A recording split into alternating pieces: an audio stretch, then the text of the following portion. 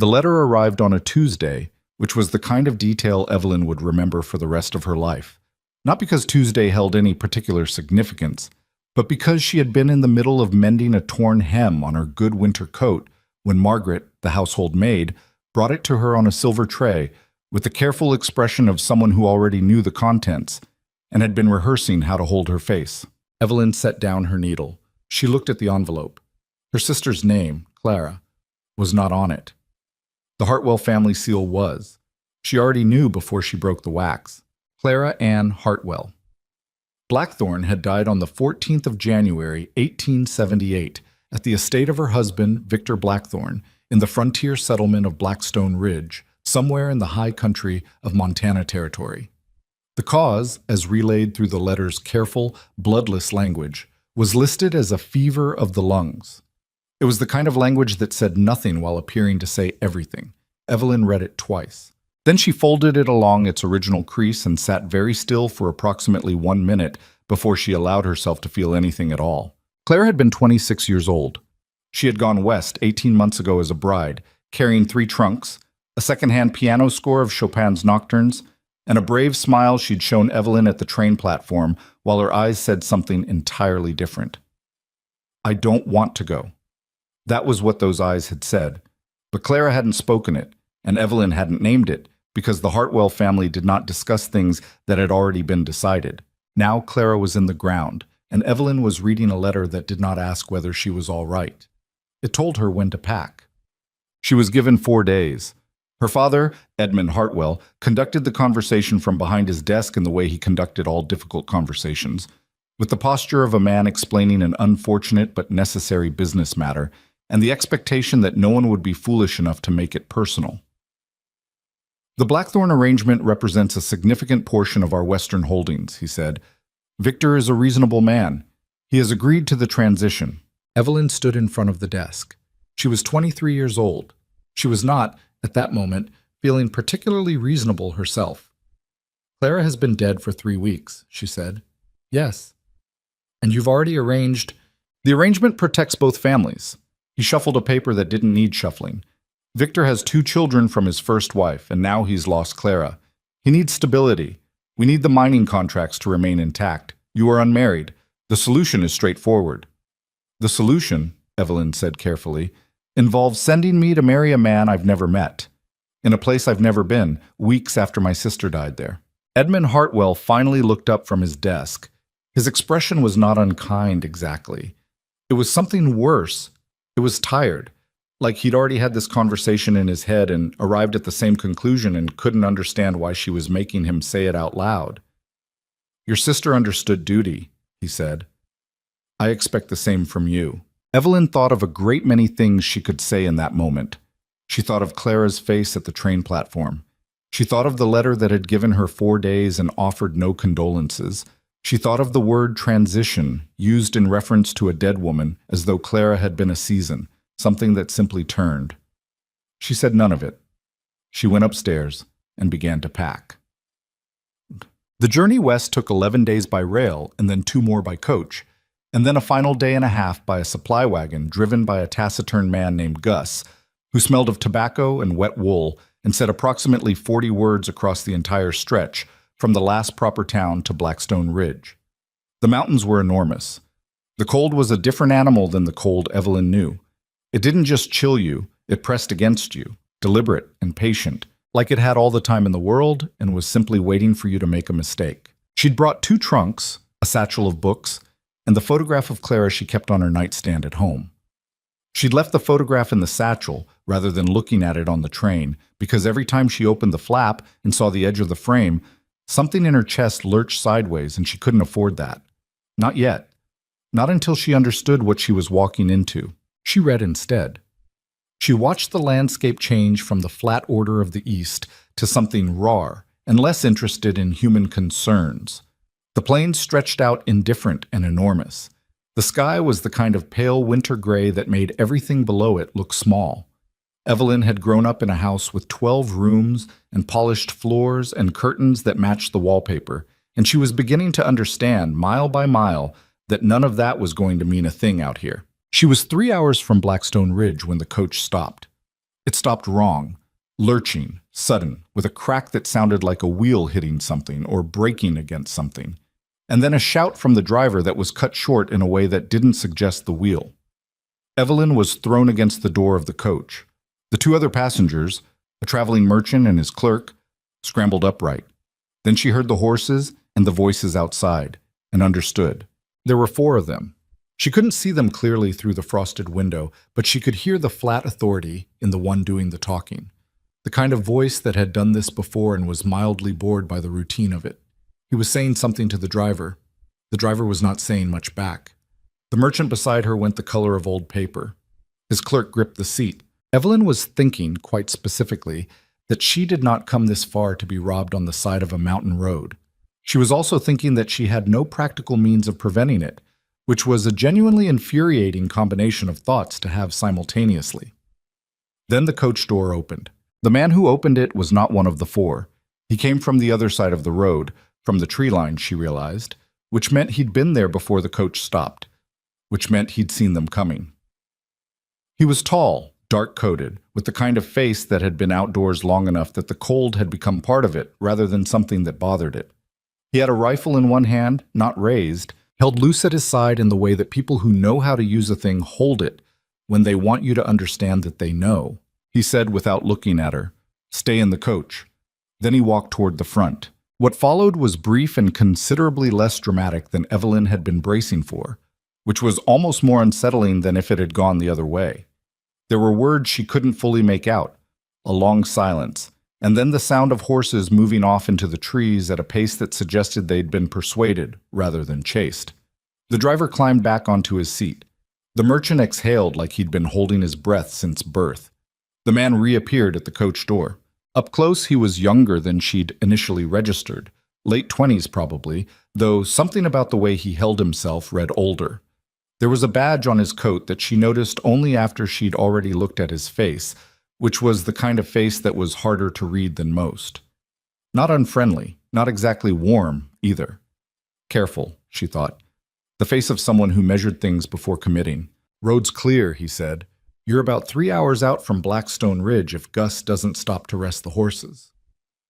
Gus, apparently, was the supply wagon driver who had joined their caravan 2 towns back and was now sitting on his perch, looking like the whole affair had confirmed something he'd always suspected about the world. "Thank you," Evelyn said. The man nodded. He glanced at her trunk, half visible through the coach window, and then at her, with the brief, assessing look of someone putting something together. "You heading to the ridge?" "Yes." He didn't ask why, which she appreciated. He said, "Town's got a sheriff. He's decent. If you need anything when you get there, his name is Aldous Crane. Tell him Rhett Callahan sent you." He said it the way someone says the name of a tool, practically, without ceremony. Then he stepped back from the coach and let the driver move on. Evelyn watched him through the rear window as the coach pulled away. He stood in the road for a moment, watching them go, and then turned back toward the tree line. She filed his name away in the part of her mind that kept track of things she might need later. Rhett Callahan. She didn't know then how much weight that name was about to carry. Let's see. Blackstone Ridge announced itself, as remote frontier settlements often do, through smell before sight, wood smoke and animal and the particular damp metal scent of ore country.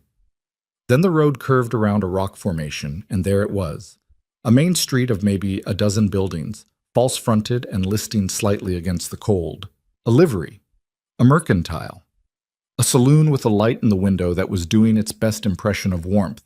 Beyond it, higher up the ridge, a larger structure that could only be the Blackthorn estate, lit against the gray sky like a lantern held over deep water. Gus delivered her trunks to the estate gate without ceremony and was gone before the door opened. The man who met her there was not Victor Blackthorn. It was a woman in a gray dress.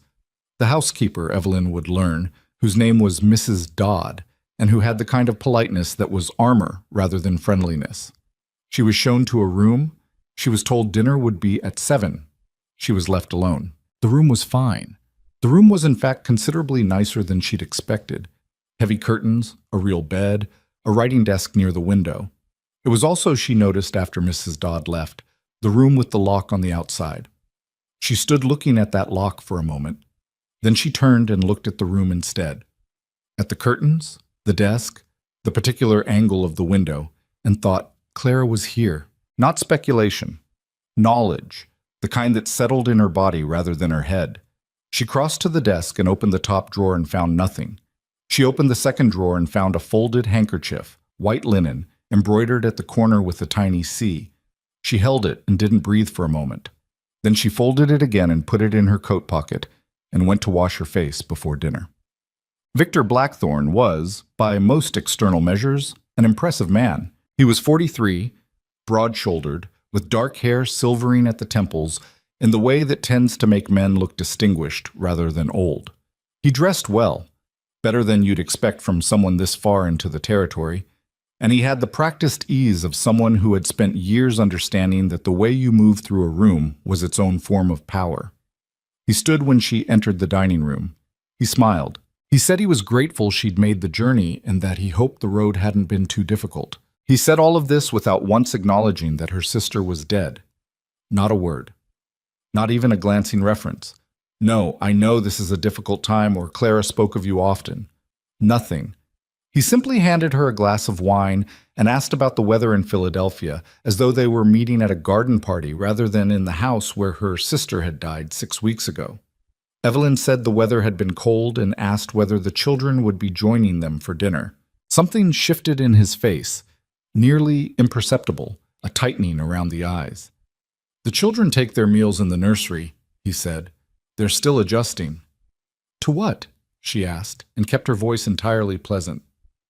To the changes, he said, and refilled his wine glass. She watched him across the table and thought about the lock on the outside of her bedroom door. She thought about Mrs. Dodd's practiced politeness that offered nothing behind the surface of it. She thought about the way everyone in this room, the 2 serving staff who came and went with plates, moved with a particular quality of attention that wasn't quite the attention of people doing their jobs. It was the attention of people who knew they were being watched and had learned to be very careful. I understand the wedding is planned for next month, she said.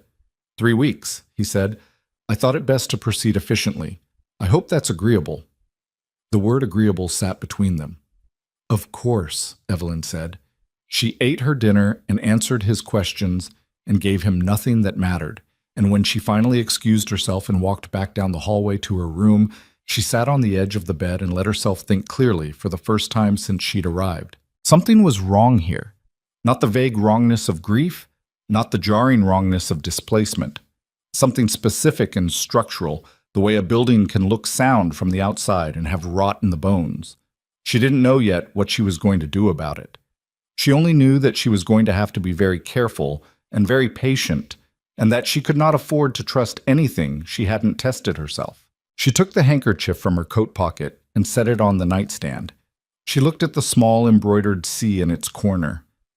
I'm here, she said quietly, to no one in particular, to Clara, to the room, to the cold beyond the window. I don't know what happened to you yet, but I'm going to find out. The children were named Thomas and Lily. Thomas was 9 years old and Lily was 6, and they were, Evelyn understood immediately upon meeting them, not adjusting. They were surviving, which is a different thing entirely. She found them the following morning in the narrow corridor outside the nursery, standing very still against the wall as one of the older serving women passed with a tray. They didn't speak. They didn't move until the woman was gone. Thomas watched the space where she'd been for an extra moment before he noticed Evelyn. He didn't smile. He looked at her the way children look at something they don't trust yet, but are trying to evaluate fairly, carefully, without the pretense of warmth they hadn't decided she'd earned. You're the new one, he said. My name is Evelyn, she said. I was Clara's sister. Thomas said nothing for a moment. Lily, who had positioned herself slightly behind his shoulder, looked out at Evelyn from that cover with eyes that were impossibly large in her small face. She was nice, Lily said, almost a whisper. She used to sing when she thought nobody was listening. Evelyn felt something shift in her chest. She kept her face still. She did at home too, she said. Badly. She was genuinely terrible at it, but she liked it so she didn't care. It was the right thing to say. Something in Thomas's expression shifted, barely, but there. The calculation softened by a fraction. Papa says we're not to talk about her, he said. I see, Evelyn said. He says it's not good for us to dwell. His voice was flat, reciting rather than speaking. The voice of a child who had been told something enough times that he could reproduce it, but hadn't decided whether he believed it. What do you think? She asked. Thomas looked at her steadily. I think grown-ups say that when they want you to forget about something, he said. He was 9 years old and apparently already understood more about the mechanics of power than most adults Evelyn had met at dinner parties in Philadelphia. She looked at him and thought, Clara, you were worried about these children. I can feel it. Well, she said carefully, I don't think you should forget her, and I'm not going to forget her either. So if you ever want to talk about her, about who she was, things she said, anything, you can talk to me. Lily came out from behind Thomas's shoulder, just slightly. She taught me to braid, she said. She was better at that than singing, Evelyn confirmed. For the first time, very briefly, Lily Blackthorne almost smiled. She met Rhett Callahan again on the 4th day. She'd gone into town, with Mrs. Dodd's permission, extracted through the polite fiction that she needed thread, and a particular kind of hairpin available only at the Mercantile, primarily because she needed to see the town, to understand what Blackstone Ridge was beyond the estate gates. What she found was a settlement in the specific posture of a place that had learned to be careful. People who moved quickly between buildings, who spoke in lower tones than the open air required, who looked at her with expressions that registered recognition and then deliberately did not. They knew who she was. They knew whose house she'd come from, and they were afraid, she understood, not of her specifically, but of what her presence meant and who she was connected to. She was at the mercantile counter when she heard his voice, low, to the shopkeeper, asking about a supply order, and turned to find Rhett Callahan leaning against the counter 2 feet away, looking equally unsurprised to see her. Miss Hartwell, he said. Mr. Callahan. She studied him. In better light than the roadside had offered, he had the look of someone who hadn't always been a frontier lawman. There was something more deliberate about him than most of the men she'd passed on the main street, like he'd made choices that brought him to this particular patch of territory and hadn't stopped paying attention since. You said you were a deputy. I did. I went looking for the sheriff, Aldous Crane. The woman at the dress shop told me he'd had an accident, broke his leg. Last week, Rhett said. He's mending. So you're managing. Something like that. She looked at him. He looked at her. The shopkeeper had found something vitally important to examine on the other end of the counter. I want to ask you something, Evelyn said, keeping her voice low. And I'd like a straight answer rather than a careful one. He didn't say anything. She took that as permission. My sister died in that house, she said. They told my family it was a fever of the lungs. She was 26 years old and healthy the last time I saw her, which was 14 months ago. She wrote me letters. Not often enough, but she wrote. And the last 2 were different from the others. Shorter, like she was choosing what not to say. And then she stopped writing, and then she was dead. She paused. Has anyone looked into how she died? Rhett was quiet for a moment. Something was happening in his expression that was hard to read. Not surprise exactly, which told her something in itself. The county doctor signed the death certificate, he said finally. Fever of the lungs. That's not an answer to what I asked. Another pause. He looked at the counter, then back at her. No, he said. No one looked into it. Victor Blackthorne has the county doctor's ear and the county commissioner's vote, and 3 lawyers in Bozeman who are very good at paperwork. In a town this size, that's a considerable amount of persuasion. And you? She asked. What do you have? A questionable jurisdiction and a sheriff with a broken leg, he said. It might have been a kind of dry humor, or it might have been simple honesty. She couldn't tell which. Miss Hartwell, what is it you think you're walking into? I don't know yet, she said.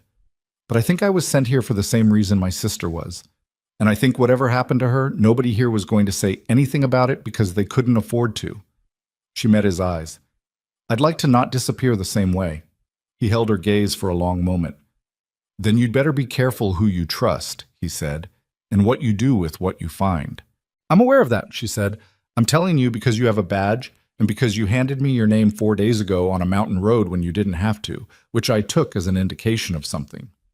It was an indication that I thought you might need someone in town to know, he said. Blackthorn's estate gets more visitors than it keeps. That's not something most people say out loud here. I'm saying it, she said. He looked at her for another moment, and then he gave her a very small nod that wasn't agreement exactly, but was something, an acknowledgement, maybe, that she was paying attention to the right things. Be careful in that house, he said. Don't go looking for things where the staff can see you. And if something happens, if you feel unsafe, get to town.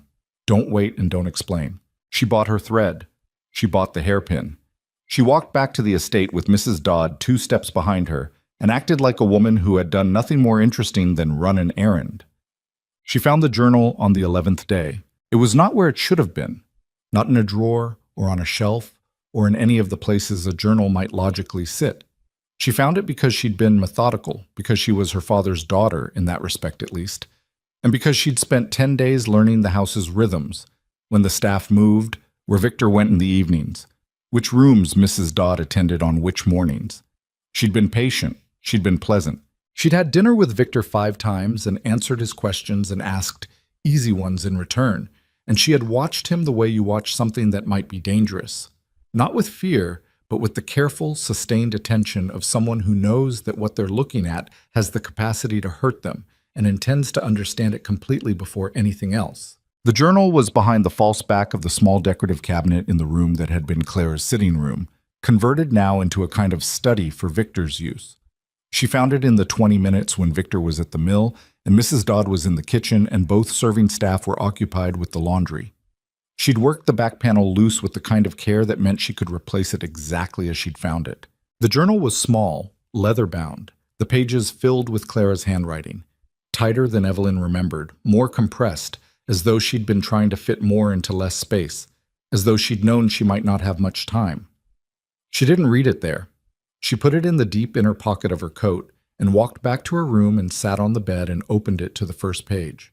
She read for 2 hours. What she found there was not a story she'd allowed herself to fully imagine, even in the darkest corners of what she'd suspected. Clara's first entries were from 8 months ago, careful, circumspect, written like someone who knew they might be found out. She described the house in terms that were factually neutral but emotionally cold. She described Victor in terms that started measured and grew, over weeks, into something that read like fear translated into very controlled language. She described the first wife, a woman named Margaret, Victor's first wife who had died 3 years before Clara arrived, and how none of the servants would speak of her, and how the children had a particular silence when her name came up that Clara had initially attributed to grief. Then she wrote about the headaches she'd been having, then the nausea, then the weeks when she felt better, then worse again, then better, in a pattern that made no sense until the evening when she'd overheard a conversation she hadn't been meant to hear and understood what she was looking at. Clara had written, in her tightest handwriting on a page near the back, "I believe he is doing it slowly. I believe he did it to Margaret.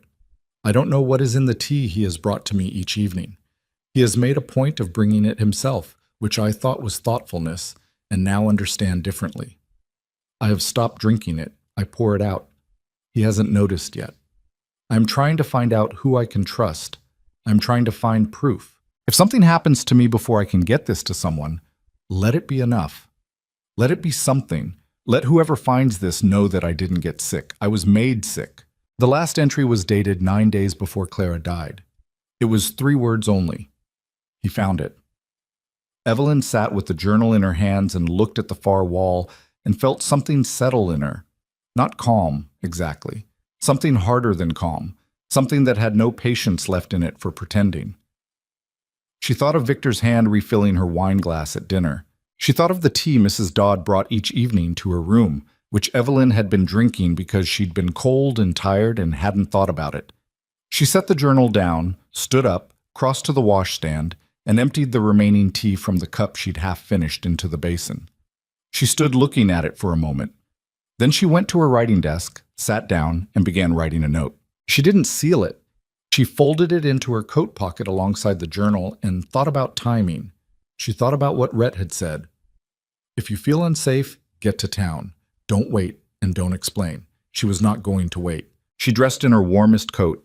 She looked at the room, the curtains, the desk, the nightstand with Clara's handkerchief still sitting on it. She picked up the handkerchief and put it in her pocket. She picked up her satchel with the books and the photograph and nothing else that she couldn't carry easily. She left the trunks. She opened the bedroom door quietly, listened to the house, and walked toward the servants' stairs. She was 6 steps from the back door when Mrs. Dodd stepped out of the kitchen. They looked at each other. Mrs. Dodd's face did something complicated, a whole conversation happening behind it that didn't reach the surface. She looked at the satchel. She looked at Evelyn's coat. She looked at Evelyn's face. "The back door sticks in cold weather," Mrs. Dodd said after a moment. "You'll need to lift it slightly while you turn the handle." Evelyn looked at her. "He isn't," Mrs. Dodd said very quietly. "A man who lets things go. You understand?" "Yes," Evelyn said. Mrs. Dodd stepped aside. Evelyn lifted the handle slightly as she turned it. The door opened. The cold outside was immediate and enormous, and she walked into it without stopping, across the frozen ground behind the estate, toward the ridge road that led to town, with the journal in her pocket and the photograph in her satchel and the specific terrified clarity of a woman who has understood, finally and completely, what kind of house she has been living in. She didn't run. Running was for people who had somewhere close to reach. She walked quickly, steadily, with her head down against the wind, and she didn't look back. She had 3 miles to cover before she reached Blackstone Ridge. She had a journal that could destroy a man, and she had the name of the only person in this territory she was willing to trust. Rhett Callahan. She repeated it to herself like a direction as she walked. As the wind came off the mountain and the cold settled against her, and the estate lights behind her stayed lit in the dark, still and ordinary, not yet knowing she was gone. The cold hit her like a wall the moment she cleared the estate's back fence, and it didn't let up. 3 miles of frozen road between her and Blackstone Ridge, and the wind coming down off the mountain in long, sweeping gusts that found every gap in her coat and stayed there. She kept her head down and walked fast, not quite running, because running on iced ground in the dark was how you ended up with a broken ankle and nobody to find you until morning, but fast enough that her breath came in visible clouds and her feet numbed inside her boots before she'd covered the first half mile. She didn't let herself think too hard about what she'd left behind. The trunks, the room, the careful fiction of a woman settling into her new life, learning the house, counting the weeks to a wedding she had never intended to go through with. All of it abandoned. What she had was the satchel over one shoulder and the journal in her inner pocket and the handkerchief with Clara's embroidered C pressed against her ribs, and she told herself that was enough. It had to be enough. The lights of the town appeared after what felt like longer than 3 miles. It always does, in cold like that, when you're alone and the dark is thorough and your mind keeps offering you thoughts you'd rather not have. She walked toward them the way you walk toward the only lamp in a large room, with the particular relief of something that hasn't gone out yet. The sheriff's office was on the far end of the main street, a low building with a light in the window that suggested someone was still awake at this hour, which was late enough that the saloon had gone quiet. She pushed the door open and the warmth inside hit her so suddenly that she stopped in the doorway for a moment, just breathing it. Rhett Callahan was at the desk. He had papers in front of him and a cup of something that had probably been coffee 2 hours ago, and he looked up when she came in with the expression of a man who had been waiting for bad news long enough that he'd stopped being surprised when it arrived. He took one look at her, the satchel, the coat, the fact that she was alone and had clearly walked from somewhere, and stood up. "Are you hurt?" he asked. "No?" "Did someone see you leave?" "Mrs. Dodd." She came fully inside and pulled the door shut. Her hands were shaking slightly, which she registered with some irritation as she worked the buttons of her coat. "She let me go, told me the door sticks in the cold." Something passed across his face that was hard to name. "How long ago?" "An hour, maybe a little more." She reached into her inner pocket and pulled out the journal, set it on the desk in front of him. "I need you to read this." He looked at it without touching it. "What is it?" "My sister's journal." She sat down in the chair across the desk without being invited, because her legs had decided they'd done enough for one evening. She believed Victor was poisoning her. She believed he'd done it to his first wife before her. She was trying to find proof when she died. She paused. The last entry is 9 days before her death. It says he found it. The journal. Rhett picked it up then. He opened it carefully, like he understood what it was, and read the first page in silence, then several more. He read the way someone reads when they're not just taking in words but building something from them, measuring, cross-referencing against things they already know. He set it down. "There's a man," he said, "works at the estate. Former stable hand named Decker. He left Blackthorn's employment about 7 months ago. Nobody asked him why, and he didn't volunteer it, but he's been quiet in a particular way since the way people get quiet when they know something they don't know what to do with." He looked at her. "I've been watching that house for a year, Miss Hartwell." She absorbed this. "You suspected." "I suspected. Suspecting and proving are different problems, especially when the man you're suspecting has the county commissioner in his pocket." He leaned back in his chair, something shifting in his expression. Frustration, old and worn down from long use. "The first wife, Margaret. She died 4 years ago. Same story, fever, quick decline, county doctor signed off without blinking. Victor was through his grief and had business interests in Philadelphia within the year, which is how he found Clara." "It's he." "What?" He paused. "Your family. My father's business interests and his complete failure to ask obvious questions," Evelyn said. She said it flatly, without particular bitterness, because she'd already spent the 3-mile walk working through the bitterness and arriving at something colder and more useful on the other side of it. "The journal isn't enough on its own," Rhett said. "It's a dead woman's private writing. Blackthorn's lawyers will call it the work of a sick, frightened mind, someone feverish and confused who wrote down delusions. We need physical evidence. We need someone who can testify to what they saw." "Mrs. Dodd knows something," Evelyn said. "She didn't step aside because she's careless. Mrs. Dodd has 3 children and a dead husband, and she's been in that house 12 years. She knows exactly what stepping forward means." He looked at Evelyn steadily. "You can't go back." "I know. He'll look for you when he realizes you're gone. He'll come to town first." "I know that too." She looked at him. "I need somewhere to stay that isn't obvious, and I need time to think about what we do next." He thought for a moment. "Aldous?" he said. "Sheriff Crane. His wife has a spare room, and they've got enough years in this territory that Blackthorn doesn't scare them the way he scares most people. I'll take you there now." "At this hour?" "Aldous doesn't sleep well with a broken leg. He'll be awake, and he'll be glad of the company." He stood reaching for his coat. "One thing, Miss Hartwell." "Evelyn," she said, "we're past formalities." He paused at that briefly. "Evelyn, Victor Blackthorn is going to come into town tomorrow, and he's going to tell a story about you. He's good at stories. He's had practice." He looked at her directly, without softening it. "Whatever he says, whatever version of you he puts in front of this town, you need to be prepared for the fact that some people are going to believe him. Not because they're bad people, but because he's been here longer than you, and because it's easier to believe the man with the money than the woman who showed up 3 weeks ago and then ran." Evelyn held his gaze. "Then we'd better find the evidence before he finishes telling the story," she said. He held her gaze for a moment. "Yeah," he said. "We'd better."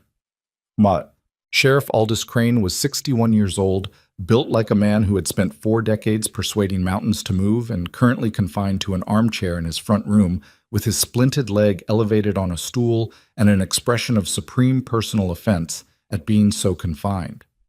His wife, Nora, had the brisk, capable quality of someone who had long since stopped being surprised by anything the frontier could produce, and she opened the door to Rhett's knock at 11 at night with the expression of a woman who had been expecting something of this nature, if not this precisely. She showed Evelyn to the spare room, brought her a blanket and a glass of water, and said, "We'll sort out the rest in the morning. Sleep if you can." Evelyn didn't sleep much.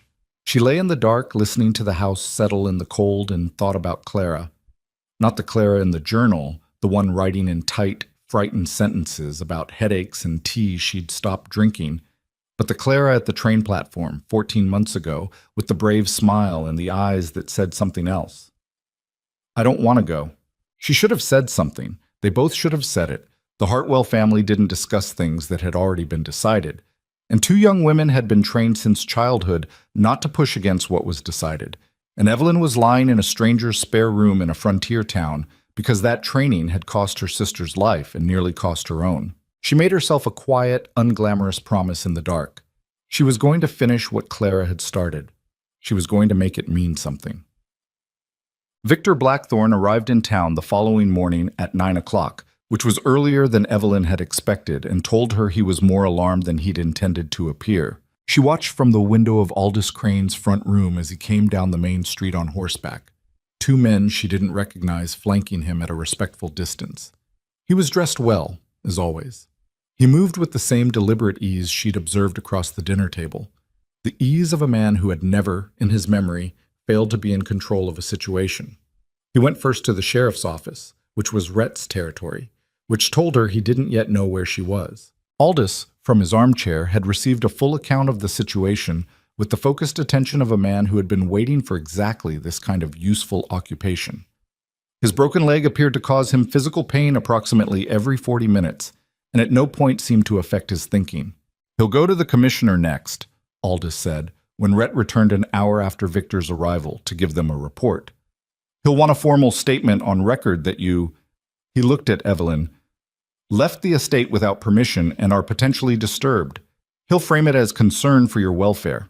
"He told me," Rhett said, sitting down, "that Evelyn had been exhibiting signs of distress since her arrival, that she'd been confused, prone to imagining things, that the journey west and the grief of her sister's death had affected her mental state. He said she'd fixated on the idea that Clara's death was something other than what it was. Evelyn listened to this the way you listen to a description of something you expected but still find unpleasant. And I told him I hadn't seen anything to suggest that, and that I'd let him know if she turned up." Rhett met her eyes. He wasn't satisfied. He asked if I thought it was appropriate for a woman in that condition to be wandering the territory alone. I told him I thought it was appropriate for people to go where they needed to go. "He won't leave it there," Aldous said. "No," Rhett agreed. "He's talking to people. The mercantile owner. The doctor. He's planting it, the same way you'd plant any story. A word here, a concerned expression there. By tonight, half the town will have a version of it." Evelyn thought of what Rhett had said the night before. Some people are going to believe him. She'd understood it then. She felt it differently now, sitting here, knowing that Victor Blackthorne was walking her main street at this moment, describing her to strangers as a woman too distressed to be trusted. The particular helplessness of having your own character turned into a story someone else tells. She felt it like something physical, a tightening in the throat. "Decker," she said, "the stable hand you mentioned, where is he now?" "He's got a place south of town," Rhett said. "Small spread. He's been doing day labor at the Kelsey Ranch." "Will he talk to us?" Rhett was quiet for a moment. "I don't know, but I think we need to try." "Then let's try today," Evelyn said, "before Victor gets further into this town." Decker's place was a 20-minute ride south, a rough practical property that looked like it had been built by someone with modest means and no illusions, a small house and a lean-to barn, and a yard that was more frozen mud than anything else. He was splitting wood when they arrived, which is one of those tasks people do when they're thinking hard and need something to hit. He stopped when he saw them coming. He looked at Rhett with the expression of a man who has been waiting for something to arrive and is not sure whether to be relieved or afraid that it finally has. He looked at Evelyn with less certainty. "Heard there was a new woman up at the estate," he said, not moving from his position beside the woodpile. "Evelyn Hartwell," Rhett said, "Clara's sister." Something crossed Decker's face at that. A complicated movement, guilt and sorrow overlapping. He put the axe down very carefully, like he was making a decision. "What do you want?" he asked. "I want to know what you saw," Evelyn said, "when you worked there." Decker looked at the ground. He was a large man, mid-30s, with hands that had done hard work long enough that they'd changed shape around it. He shook his head once. Not refusing, she thought. Trying to decide. "I've got 2 daughters," he said. "Victor Blackthorne has lawyers in 3 counties." "I know," Evelyn said. "I have a journal my sister kept before she died, in which she names what she believed he was doing to her and describes what she was trying to find out before it was too late. I need corroboration. I need someone who saw something." She paused. She had 2 children in that house who are still living with him. Thomas is 9. Lily is 6. Whatever she was trying to do before she died, she was trying to protect them too. Decker was quiet for a long moment. The wind moved through the yard. A horse in the lean-to shifted its weight. "The tea," he said finally, not looking at her. He made a point of it, preparing it himself, which nobody thought anything of at first, Seemed like the kind of gesture a man makes to his wife. But I saw him once in the kitchen when he didn't know I was there. He had something small, a vial, glass, the kind you'd get from a chemist. He put something into one of the cups. Not much, just a few drops. He stopped, started again. I told myself I'd misunderstood what I'd seen. I told myself that for 3 months. Then Mrs. Blackthorne, Clara, got sick. And then she died. And then I couldn't stay there anymore. The silence after that was the kind that needed to be respected for a moment before anyone spoke into it. "Would you testify to that?" Rhett asked quietly. Decker finally looked up. "If there was a case. If you could make it stick. If it wasn't just my word against his." He looked at Evelyn. "Your sister. She was the kind of woman who didn't deserve what happened to her. She used to bring water out to the stable in the hot weather. Little things like that. She didn't have to." Evelyn felt the tightening in her throat again and pushed past it. "There will be a case," she said. "We're going to make one." The problem was time, and the fact that Victor Blackthorne had more of it on his side than they did. By the second day, the story had settled into town the way stories do. Not through any single dramatic moment, but through accumulation. A dozen small conversations that built the same structure from different angles. People who didn't know Evelyn and had no particular reason to disbelieve Victor Blackthorne had been given a narrative that was internally consistent and emotionally satisfying. A grief-stricken young woman, unmoored by loss, who had arrived in an unfamiliar place and become convinced of things that weren't there. Victor had even managed to frame his concern with what sounded like genuine pain. "I only want what's best for her. Her family trusted me to care for her, and I failed to see how fragile she was." It was, Evelyn thought grimly, a masterful piece of work. He'd had practice. "The commissioner has agreed to receive his formal statement tomorrow," Rhett told them that evening, back at Aldous' house. "Which means there'll be a record, which means Blackthorne's lawyers can use it to establish precedent if there's any future proceeding." "What do we need?" Aldous asked. "Physical evidence," Rhett said.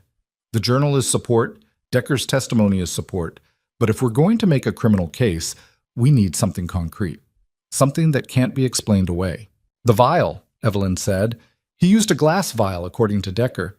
If he's been doing this, if he did it to Margaret before Clara, those things don't vanish. He'd want to keep control of them."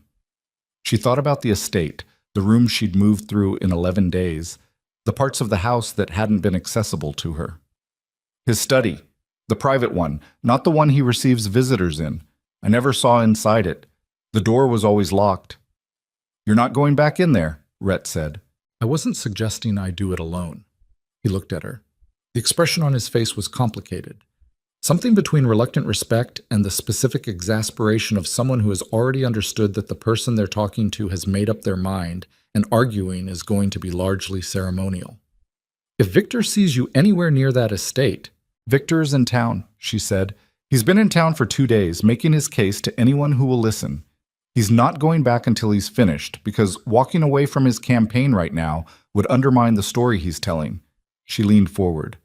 "Which means there's a window, not a large one, but a window." Aldous made a sound from his armchair that could have been agreement or could have been the particular noise he made when his leg bothered him. "She's not wrong," he said. Rhett looked at the ceiling, then he looked back at Evelyn. "I'll go in," he said. "You're not setting foot on that property." "I know the layout of the house," she said. "You don't." "Then you describe it to me. It won't be enough. You don't know which floorboard creaks on the back stairs, or that the study door requires the handle to be turned all the way before you push or it catches, or that Mrs. Dodd takes her supper in the kitchen from 5:30 to 6 precisely, every evening." She met his eyes. "I'm not trying to be reckless. I'm trying to be useful. There's a distance between those two things that I'm not sure you've fully accounted for," he said. "I've accounted for it," she said. "I just think the alternative is worse." Another silence. Rhett ran a hand across the back of his neck, a gesture she was beginning to recognize as the specific physical expression of him working out that he wasn't going to win this and deciding how to make the best of it. "We go in when Victor's occupied," he said. "You wait outside. If I need guidance, you'll be close enough. If something goes wrong, you get back to town." "Agreed," she said, quickly enough that he gave her a look that suggested he knew she'd agreed too fast. "I mean it," he said. if something goes wrong. I said agreed, Callahan. Aldous made the sound again. This time it was definitely amusement. Mom. They went the following evening, in the hour between 5:30 and dark, when the light failed early in winter and the estate sat in the particular blue-gray dusk of the high country. Rhett went over the fence at the east side, where the grounds crew didn't maintain the line as clearly.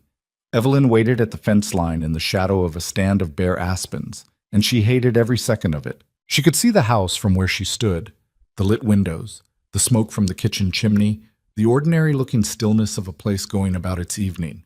She kept thinking about Thomas and Lily in there, taking their supper in the nursery, going through whatever small rituals they'd built to manage days in that house. She kept thinking about Clara, who had stood in some of those rooms and known, and been afraid, and tried anyway. Rhett was inside for 22 minutes. She counted, because it was something to do. When he came back over the fence, he was moving with the controlled, deliberate pace of someone carrying something they don't want to drop. He waited until they were back in the tree line before he opened his coat and showed her. 2 things. A small glass vial, stoppered, with a residue inside that caught what was left of the light. And a folded paper, heavy, official-looking, the kind used for formal correspondence, that turned out, when Evelyn unfolded it with shaking hands, to be a letter from a chemist in Bozeman, dated 18 months ago, confirming the order and delivery of a compound she'd never heard of. Arsenic compound, Rhett said, slow-acting, the kind that mimics lung fever. His voice was very even, the way a voice gets when the person using it is working hard to keep it that way. The letter is addressed to Victor Blackthorne by name. Evelyn looked at the letter in her hands. She looked at the vial. She thought about Clara writing he found it in the last entry of a journal she'd hidden behind a false panel and still had found. She thought about Clara at 26, frightened and trying to find a way out, running out of time. "That's enough," she said. Her voice came out steadier than she expected. "That's enough to make a case." "It's enough to start one," Rhett said. He was watching her face. "Are you all right?" She looked at him. It was a strange question and a genuine one, and for a moment she didn't know what to do with the directness of it, with being asked that plainly by someone who actually wanted to know the answer. "No," she said honestly, "but I will be." He nodded, accepting that without pushing further, which was the right thing to do, and she appreciated it. "We need to get these to Aldous, and we need to move fast. If Victor finds that room has been accessed, we lose the element of surprise." "He'll know someone's been there?" "I was careful. But he'll go back eventually, and he'll notice, because men like Victor always notice. It's how they maintain control. We've got maybe 2 days before he shifts from making his public case to taking direct action." He looked at her. "And when that happens, it's going to get worse before it gets better." She folded the letter back along its creases. She put it in her coat pocket with the journal and the handkerchief. 3 things now, each one a piece of what Clara had been trying to build before it was too late. "Then let's not waste the 2 days," she said. Back at Aldous' house, the old sheriff read the chemist's letter twice and held the vial up to the lamplight and said nothing for a long moment. Nora brought coffee that nobody was really going to drink and stood in the doorway with her arms folded, listening. "County Court," Aldous said finally. "Judge Harlan is in Helena right now, but he rotates through Blackstone Ridge every 6 weeks. He's due in 12 days. He set the vial down with great care on the table beside him.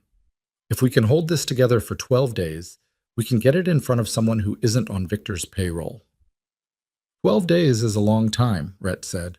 "I know it is." Aldous looked at him steadily. "You'll need more than this. Decker will testify." "Who else?" "The children," Evelyn said. Both men looked at her. "They're 9 and 6, she said. "I know, but they remember things. Children always do. Thomas said things to me in the first days I was there that he'd been told not to say. He's holding it because he has no place to put it and no one to tell it to." She looked at Aldous. If there was a proceeding with the right questions asked carefully, Thomas would tell the truth. "I believe that." Aldous studied her. "Getting the children in front of a court means getting them away from Victor Blackthorne." "Yes," she said, "which he will resist." "Yes, which could get ugly." "I know," she said. "But they're in that house right now, and Clara tried to protect them, and someone needs to finish what she started." She paused. I need to get them out before Victor understands how much trouble he's actually in. Because when he does understand it, when he realizes the evidence is gone from that room and that there's a case being built against him, he is not going to sit quietly. The room was quiet. The fire settled in the grate. Outside, the wind had picked up again, the kind of cold that pressed against windows and found the places where the caulk had dried out. "I have a brother in Billings," Nora said from the doorway.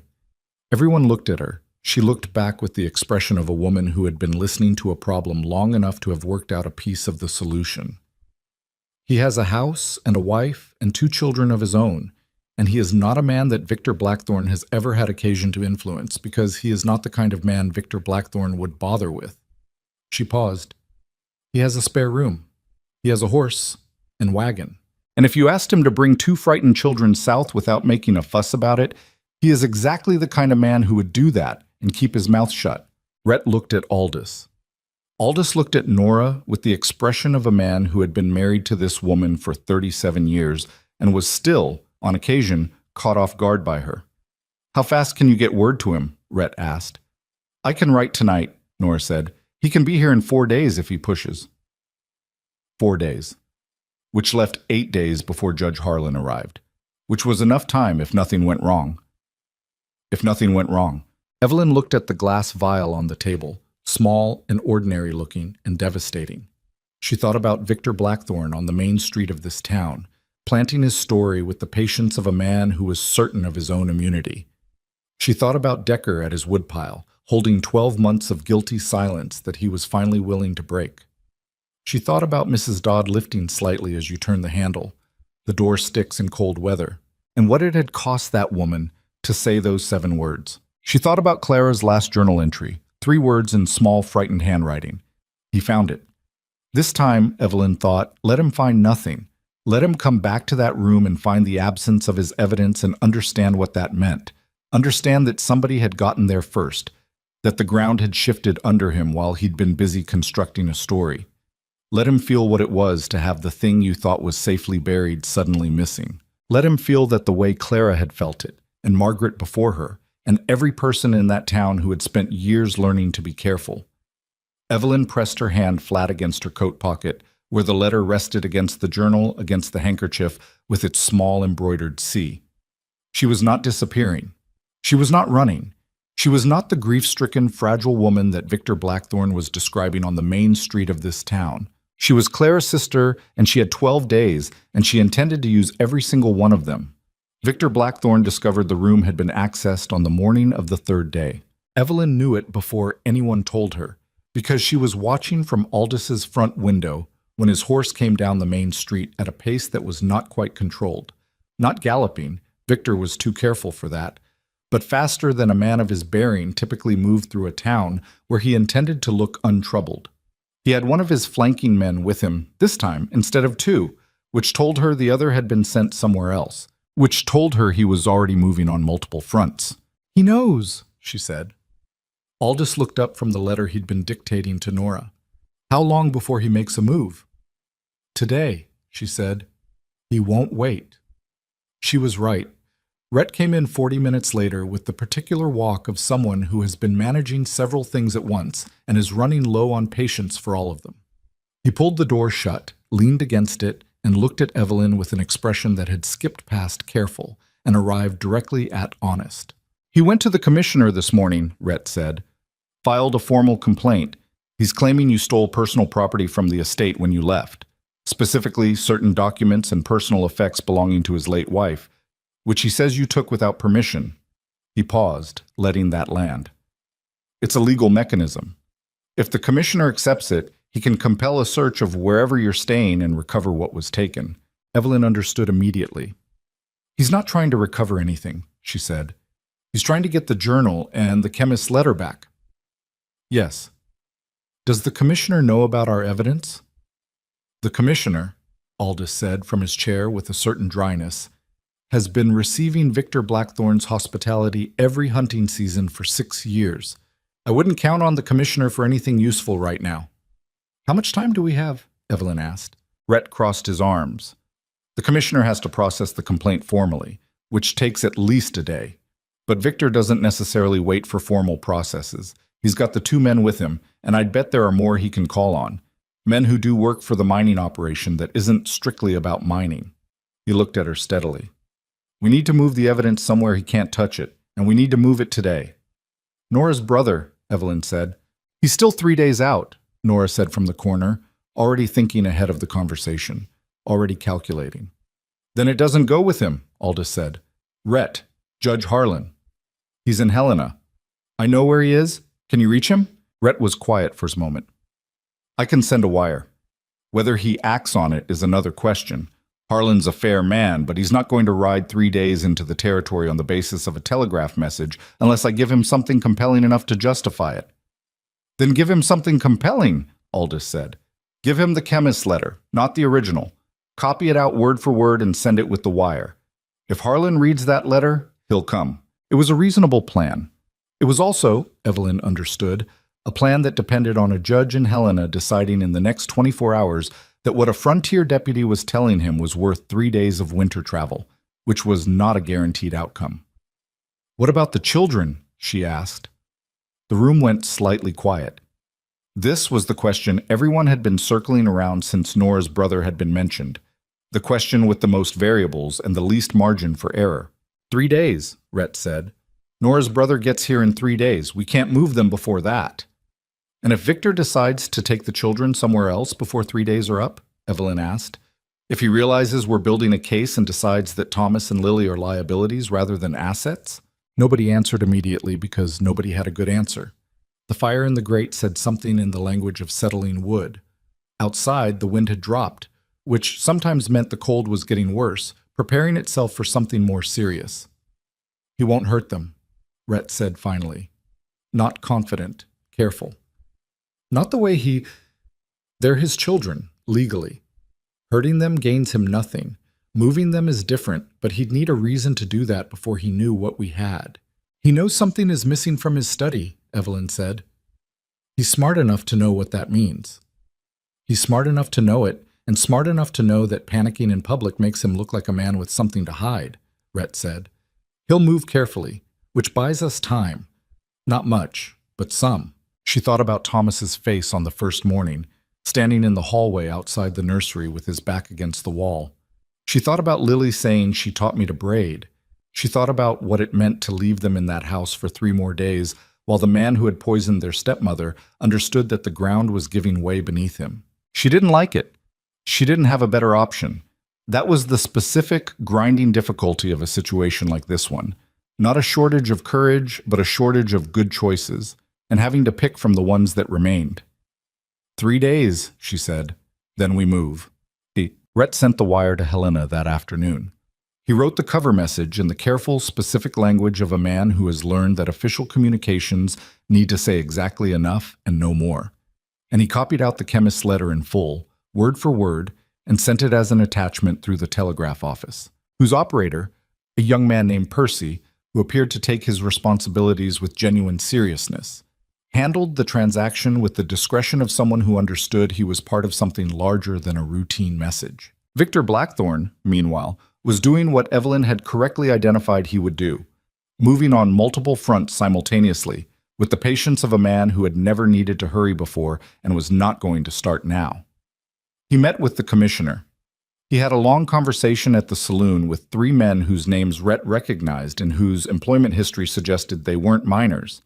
He sent a letter to Bozeman, which Rhett learned about through the same postal routes that Victor used, because Percy, the telegraph operator, had a cousin who worked at the post office and had long since concluded that Victor Blackthorne was not someone he wanted ruling this town forever. The information that came back was not good.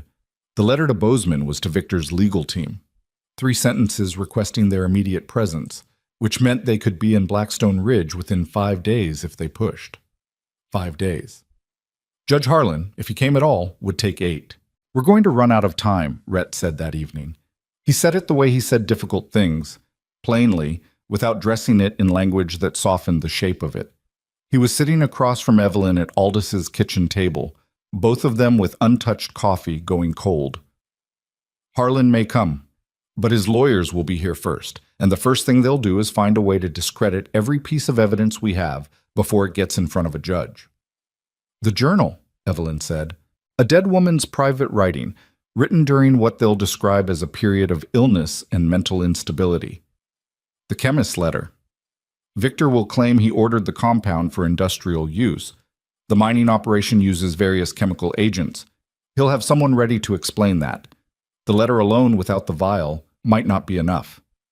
The vial has residue in it, residue that needs to be analyzed by someone qualified, which means sending it to a chemist or physician somewhere that isn't in Victor Blackthorn's pocket, which means time we don't have. Evelyn looked at the table.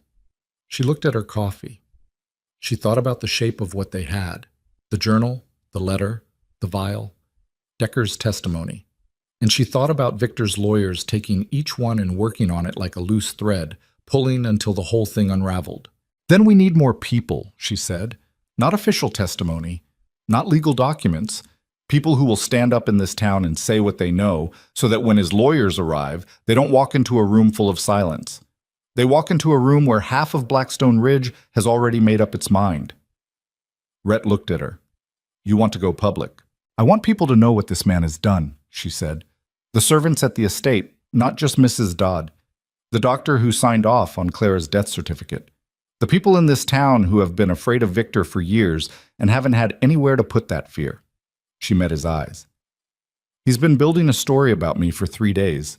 I think it's time I started building my own. It was risky. She knew it was risky.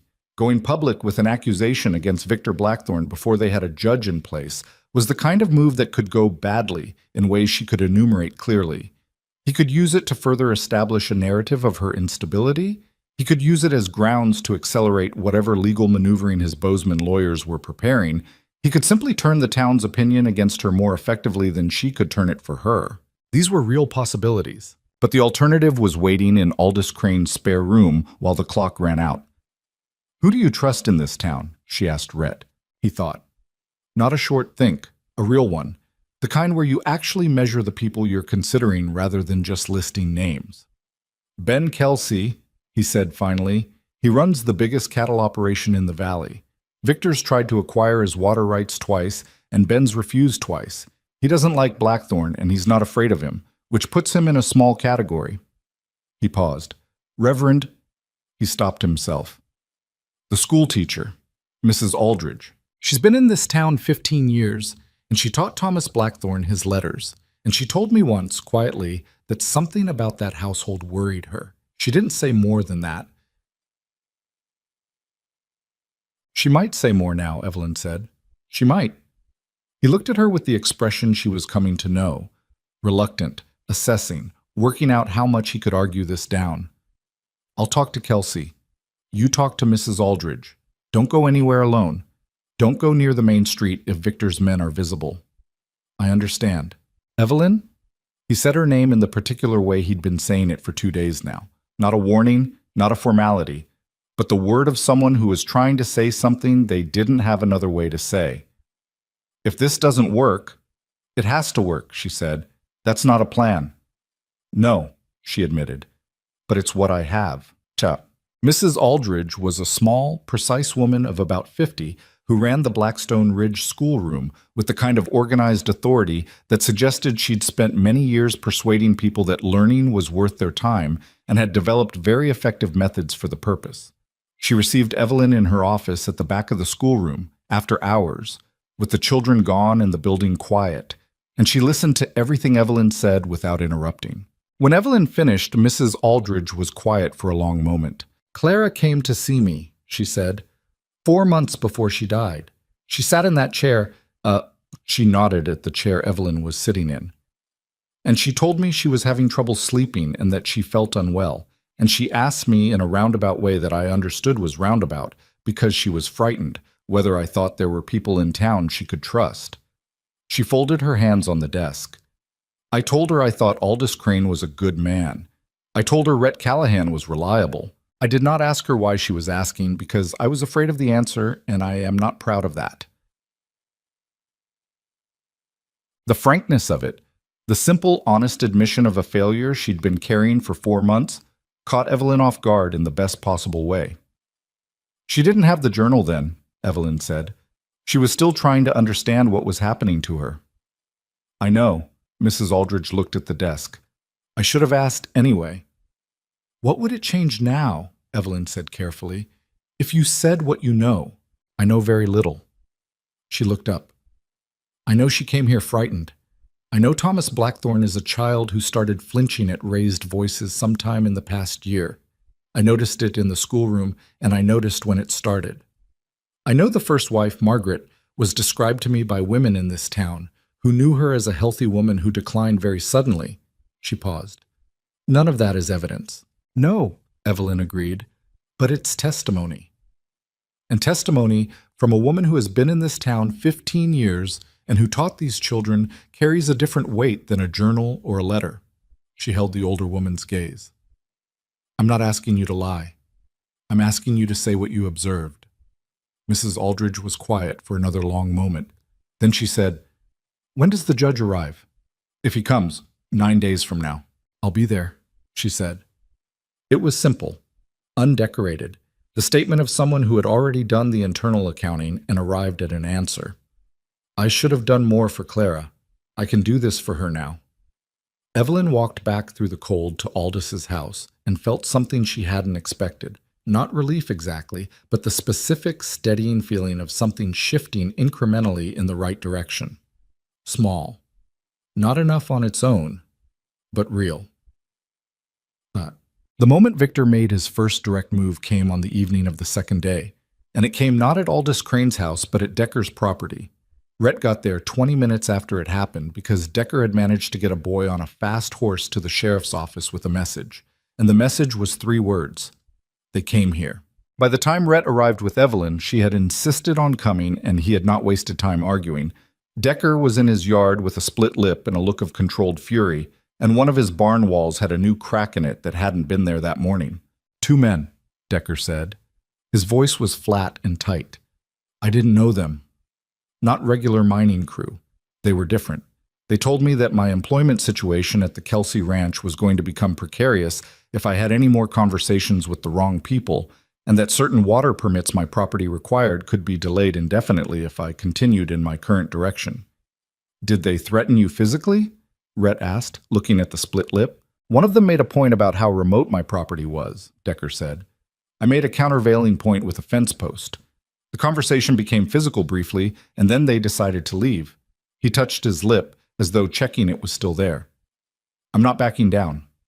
I want to say that clearly. But I'm telling you that if they came to me, they've been to Mrs. Dodd too. Rhett looked at Evelyn. She was already thinking it.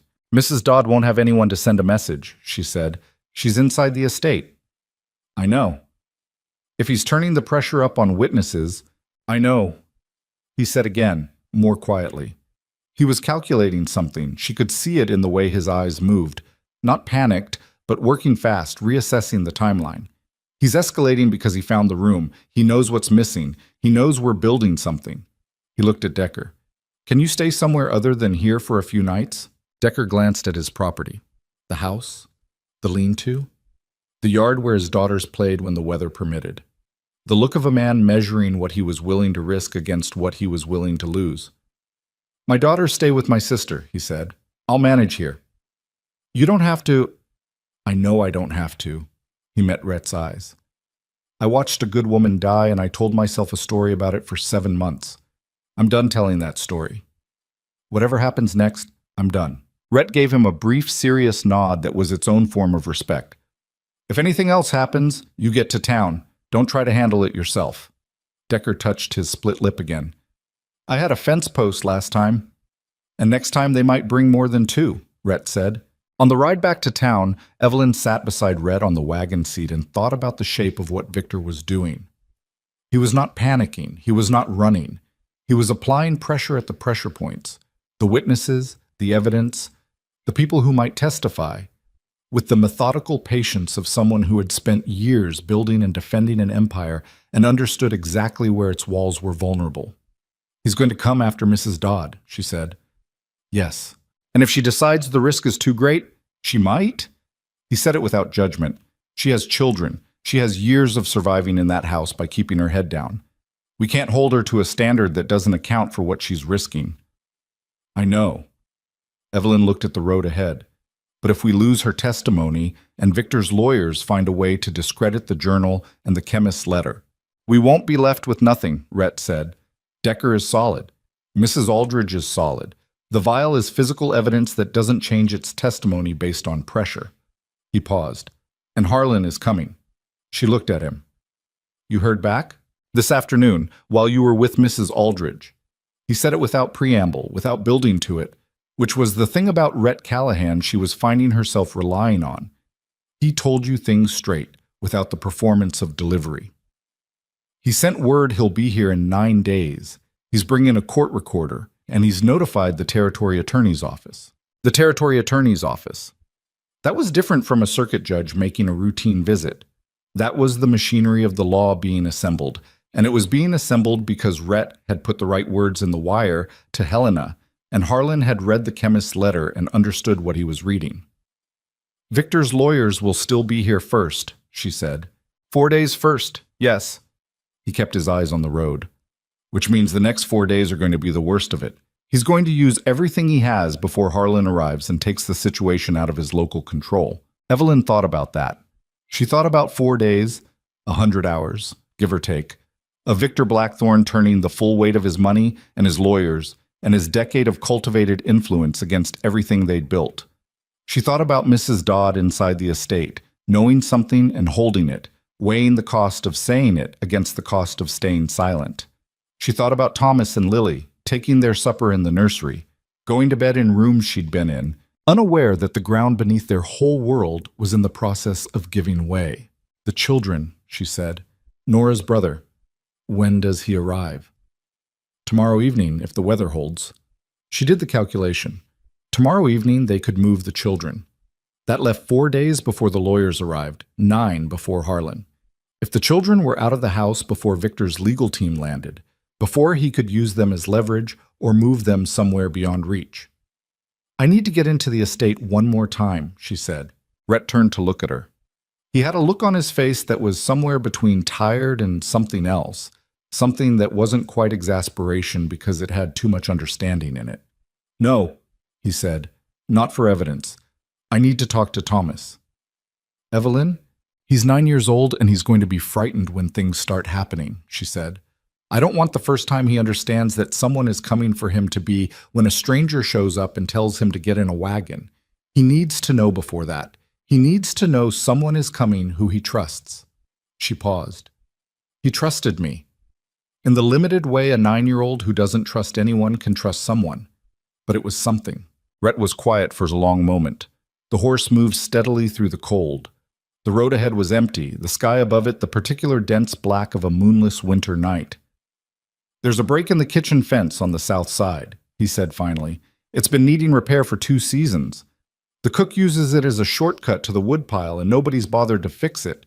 If Mrs. Dodd's evening routine holds, I know her routine, Evelyn said. I'll be outside, he said, the whole time.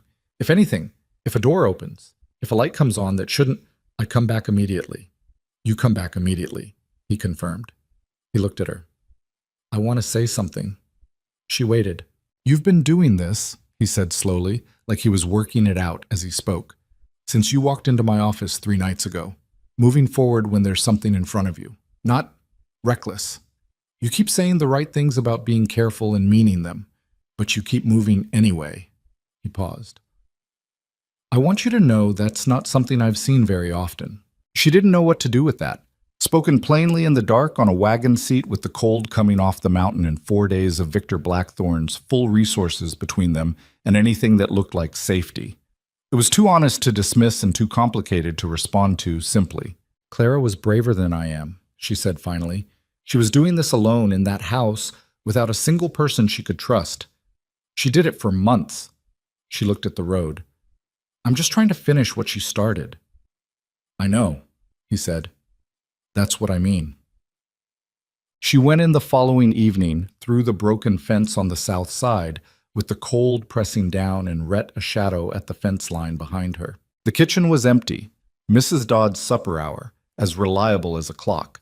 She moved through the back hallway, the way she'd learned to move through this house, along the walls, without hurrying, with the specific kind of attention that meant she was tracking every sound simultaneously.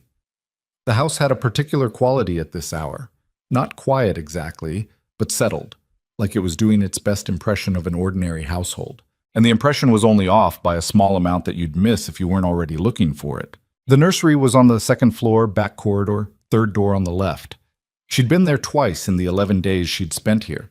She went up the servants' stairs, which she knew, and down the corridor she knew, and she knocked very lightly on the third door. Silence. Then the particular silence of someone on the other side of a door deciding whether to answer. Then Thomas's voice, low. "Who's there?" "Evelyn," she said, just as quietly. A pause that lasted long enough that she started to worry. Then the door opened. He looked at her with those careful eyes that she'd come to understand were his primary defense mechanism, looking carefully at things before deciding what they were. Behind him, Lily was sitting up in her bed, awake. "You left," he said. Not accusatory, factual. "I did," she said. "Can I come in for a moment?" He stepped back. She came in and crouched down to be at his level, which she'd found in the first days was the thing that made the most difference with Thomas. Not talking down to him, not performing warmth he hadn't earned, just being at the right height and speaking to him like someone who expected him to understand. "I need to tell you something," she said, "and I need you to be very brave about it, because it's going to sound frightening even though it's actually good." He looked at her steadily. Lily had come to the edge of her bed, wrapped in a blanket, watching. She told him as plainly as she could manage what was going to happen. Not the full shape of what Victor had done. That was not a conversation for this room, not tonight, not from her. But the part that affected them. That someone trustworthy was going to come in the next day with a wagon. That Thomas and Lily were going to go somewhere safe, with a family that would take care of them while things got sorted out. That it was going to be all right. "Is father in trouble?" Thomas asked. She held his gaze. A 9-year-old asking the question directly, with those careful eyes that had been measuring things for however long he'd been in this house. He deserved a real answer. "Yes," she said. He absorbed this. He looked at the floor, then back at her. Something in his face was doing several things at once. Fear, relief, guilt about the relief, and something underneath all of it that looked exhaustingly old for 9. "Lily doesn't know," he said quietly, "about the things I know. I understand. I've been—" He stopped. Started again. "There are things I heard, things I saw. I didn't know what to do with them." "I know," she said. "You're going to have the chance to tell them to someone whose job it is to listen. You don't have to carry them by yourself anymore." She paused. "Can you do this? Can you be ready when the wagon comes?" He looked at her for a long moment. 9 years old, wearing a flannel nightshirt, standing in the lamplight of a nursery in a house that had never been what a house should be.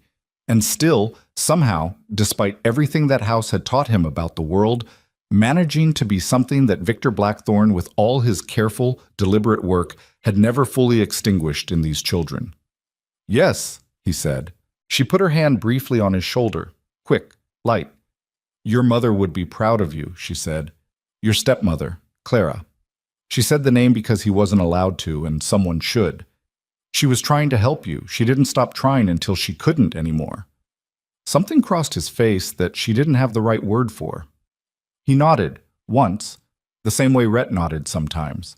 A small, complete gesture that said more than the nod itself. She stood up. She looked at Lily, who had been listening with enormous eyes from the edge of her bed. "Will you come back?" Lily asked. "Yes," Evelyn said. "I promise." She meant it the way she'd meant the quiet promise she'd made to Clara in the dark of the spare room 3 nights ago. Not as a comfort she was offering without certainty, but as a thing she intended to make true regardless of what it cost her. She went back down the servants' stairs, through the back hallway, out through the kitchen, and across the frozen yard to the broken fence. Rhett was exactly where she'd left him, watching the house. And when she came through the gap, he looked at her with the particular expression of someone who has been standing in the cold, worried about another person, and is relieved but isn't going to make a production of it. "Well?" he said. "He'll be ready," she said. They walked back toward the road. The estate sat behind them, lit and ordinary-looking, still unaware of how much had shifted in the past 4 days. Victor Blackthorne, somewhere inside it or in the town, was doing his own calculations, moving his own pieces, counting on the fact that he had done this before and gotten away with it before, and understood better than anyone how the machinery of a frontier town's loyalties could be worked. What he didn't understand, what he'd never had to account for, because the women he'd brought into that house before had been there without anyone on the outside who knew to look, was that this time somebody had been paying attention from the beginning. This time, someone had been sent west to disappear and had decided instead to stay and fight. Harlan was 9 days out. The lawyers were 4 days out. And tomorrow, Nora's brother was arriving with a wagon and a set of instructions and the specific, quiet courage of an ordinary man doing the right thing in a situation that had nothing to do with him personally. 4 days. Everything depended on what happened in those 4 days, and what Victor Blackthorne did when he finally understood that the story he'd been carefully building had started falling apart at its edges, and that the woman he'd expected to replace her sister quietly and disappear had instead been doing something else entirely. They were about to find out which version of Victor Blackthorne appeared when everything he'd built began to come undone. Nora's brother arrived the following evening, as promised. His name was Cal Whitmore, and he was exactly the kind of man Nora had described, broad-shouldered, unhurried, with the face of someone who didn't ask unnecessary questions and didn't need situations explained to him twice. He drove a plain wagon with a canvas cover and 2 reliable horses, and he came into Blackstone Ridge from the South Road, which kept him off the main street, and he tied up behind the livery and walked to Aldis's back door like someone arriving for a quiet visit rather than the extraction of 2 children from a dangerous household. He sat at Aldis's kitchen table and drank coffee and listened to everything Rhett told him, and when Rhett finished, Cal said, "When do you need me to go?" "Tomorrow morning," Rhett said. "Early." "All right." That was the entirety of his questions. Victor's lawyers arrived the following afternoon, which gave them a window, narrow but real, and they used it. Rhett and Cal went to the estate at 7:30 in the morning, in the blue-gray light before the town fully woke. Rhett had worked out the approach carefully. He went to the front door as himself, as the acting sheriff of Blackstone Ridge, with a deputy's badge and a legal authority that Victor could challenge but couldn't immediately override, and he told the man who answered the door that he needed to speak with Mrs. Dodd on a matter related to an ongoing investigation. Mrs. Dodd came to his door inside 4 minutes, which told Evelyn, waiting with Cal in the wagon at the far end of the estate road, that Mrs. Dodd had been waiting for something like this to happen and had already decided what she would do. The children came out wrapped in coats and carrying 1 bag each, which told Evelyn something else. Thomas had been ready since the night before. He had packed Lily's bag as well as his own, and he had packed practically. Warm clothes, a few small things that mattered, nothing unnecessary. 9 years old, doing the work of someone twice that age, because that house had required it of him. Lily came out holding Thomas's hand and saw Evelyn standing beside the wagon. She crossed the distance between them without any of the usual hesitation of a child in an unfamiliar situation and put her arms around Evelyn's waist and held on with the fierce, uncomplicated grip of someone who has been frightened for a long time and has finally found something that feels safer than where they were. Evelyn held her. She didn't say anything. Sometimes there isn't anything to say. Thomas stood a little apart, watching the house the way you watch something you're not sure you'll ever see again and aren't sure how you feel about that. Then he looked at Evelyn with those careful eyes, and she gave him a small nod, and he climbed into the wagon. They were moving within 6 minutes of arriving. Cal drove south at a steady pace, not hurrying because hurrying drew attention. Evelyn watched the wagon until it turned the bend in the road and disappeared into the tree line, and then she turned back toward town. Victor's lawyers were named Croft and Alderman, and they were exactly what 3 days of anticipation had prepared Evelyn to expect. Precise, expensively dressed for the territory, carrying leather satchels that contained what she imagined were enough legal mechanisms to complicate any proceeding significantly. They set themselves up at the saloon, the best available accommodation in Blackstone Ridge, which was still barely adequate by their apparent standards, and they sent word to the sheriff's office within an hour of arriving that they required a meeting. Rhett came back from that meeting looking like a man who has spent an hour listening to polished language used to say things that had no polish in them at all. "They filed a motion for the return of property," he said. "The journal, the chemist's letter, and what they're calling a glass container removed without permission from Mr. Blackthorne's private residence." He sat down.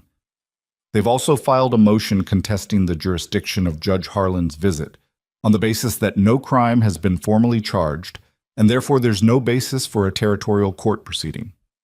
Can they do that? Evelyn asked. They can file anything, Aldous said from his armchair. His broken leg appeared to be causing him sustained indignation. Filing it and having it succeed are separate matters. Harlan has jurisdiction on territorial criminal matters, regardless of whether a formal charge has been laid. The investigation itself gives him standing to hear preliminary evidence. He paused. But Croft knows that. He's not filing that motion to win it. He's filing it to create noise, to make everything look disputed and contested so that by the time Harlan arrives, there's a blizzard of legal paper covering the actual issue. The actual issue being that his client poisoned 2 women, Evelyn said. Yes, Aldous said. That. Rhett leaned forward, elbows on knees, looking at the floor in the manner of someone doing arithmetic. They asked about the children, he said. The room went quiet. Victor wants them returned to the estate, Rhett said. They're making noises about parental rights, about the wrongful removal of minor children from their legal guardian's household. He's their legal guardian, Evelyn said. The word sat badly. He is. Right now, legally, he is. Rhett looked up. Which is why we needed them gone before the lawyers arrived, and why Cal needed to be someone with no legal connection to this situation. As far as the record shows, the children left the estate on their own initiative this morning. There's no documentation of anyone assisting them because there isn't any. He paused. Croft can make noise about it, but he can't prove anything, and he can't compel a 9-year-old to disclose where he went. Thomas won't say anything, Evelyn said with more certainty than she'd have felt about most adults. No, Rhett agreed. I don't think he will. The next part of the problem settled on the room the way the next part of a problem always does when you've solved the previous one. Immediately, with no grace period. They had 5 days until Harlan arrived. They had Croft and Alderman in town, generating legal noise and talking to anyone who might be persuaded that the official version of events was the one Victor had been circulating since the beginning. They had a commissioner who was still nominally on Victor's side. They had a vial of residue that needed chemical analysis by someone qualified, which was a problem they had been deferring because there was no qualified chemist within easy reach of Blackstone Ridge. The assay office in Butte, Rhett said, they have a man who does chemical analysis for the mining operations. He's not a forensic examiner, but he knows compounds, and he'll recognize arsenic residue. Butte is 2 days each direction, Evelyn said. I know. You can't go. If you leave now, Croft has 5 days in this town without the only law officer who isn't connected to Victor, and I know, he said again. He looked at her. It doesn't have to be me. She thought about it. The vial in its current location, wrapped carefully in cloth, in a box under the floorboards of Aldis's bedroom, which Aldis had suggested with the comfortable practicality of a man who had been hiding things under floorboards for decades. She thought about the road to Butte. 2 days in winter cold, alone. I'll go, she said. You'll go to Butte, Rhett said, and the flatness of his tone suggested he was not going to pretend this was a development he was comfortable with. The lawyers don't know what I look like yet, she said. They arrived after I was already staying here. Victor has described me to them, but a description from a man whose interest in my appearance is not exactly neutral. I look like any other woman traveling for ordinary reasons. She paused. And in Butte, nobody knows who I am at all. If Victor realizes you've left town, he won't, she said. He's watching this house. He's watching the sheriff's office. He's not watching the South Road because, as far as he knows, everything he needs to worry about is here. She looked at Rhett. It's the right move. He knew it was the right move. She could see it in the way he wasn't arguing, which was the specific quality of Rhett Callahan's reluctance when he'd already concluded something. He didn't dress up his disagreement with extra objections when the logic had run out. He just went quiet and accepted it, and then immediately started thinking about how to make it safer. Ben Kelsey's man, he said. He runs supply between here and Butte twice a month. He's going in 2 days' time anyway, and he's solid. You go with him, you're just another passenger, nothing unusual. Agreed. You're back in 4 days. Which gives us 1 day before Harlan.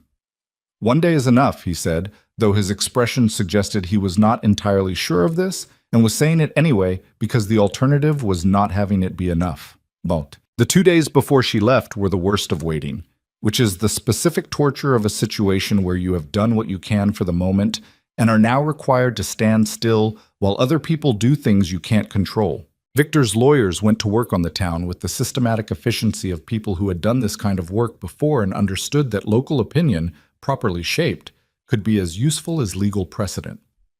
They met with the commissioner again. They had a long conversation at the saloon with 3 of the more prosperous business owners in town, which Evelyn learned about through the network of information that had assembled itself organically in the past week. Percy at the telegraph office, the livery owner's wife, Mrs. Aldridge, who turned out to have ears in more corners of Blackstone Ridge than anyone had given her credit for. What the lawyers were saying in these conversations was a refined version of what Victor had been saying since the beginning, but refined the way a raw ore gets refined, processed into something that looked more like legitimate concern and less like the self-interested fabrication it actually was. They were suggesting, with great politeness and apparent regret, that the evidence being cited against their client was circumstantial at best and manufactured at worst. They were suggesting that the young woman at the center of the accusation was grieving and confused and had been manipulated by a deputy whose ambitions in this county were perhaps larger than his current position warranted. That last part was designed specifically for Rhett, and Evelyn felt a clean anger when she heard it. "They're trying to make it about you," she told him.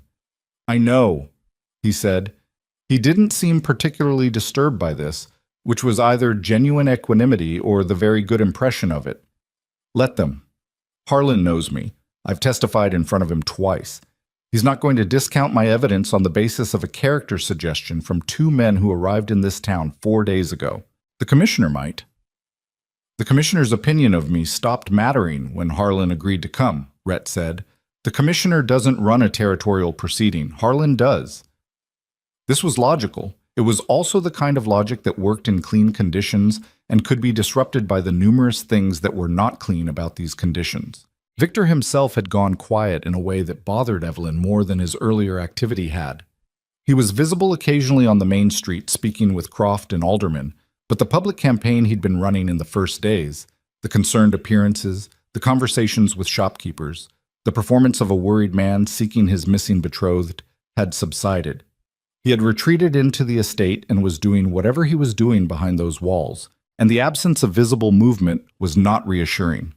It was the quiet of someone who had shifted from public maneuvering to private planning, and private planning was harder to track.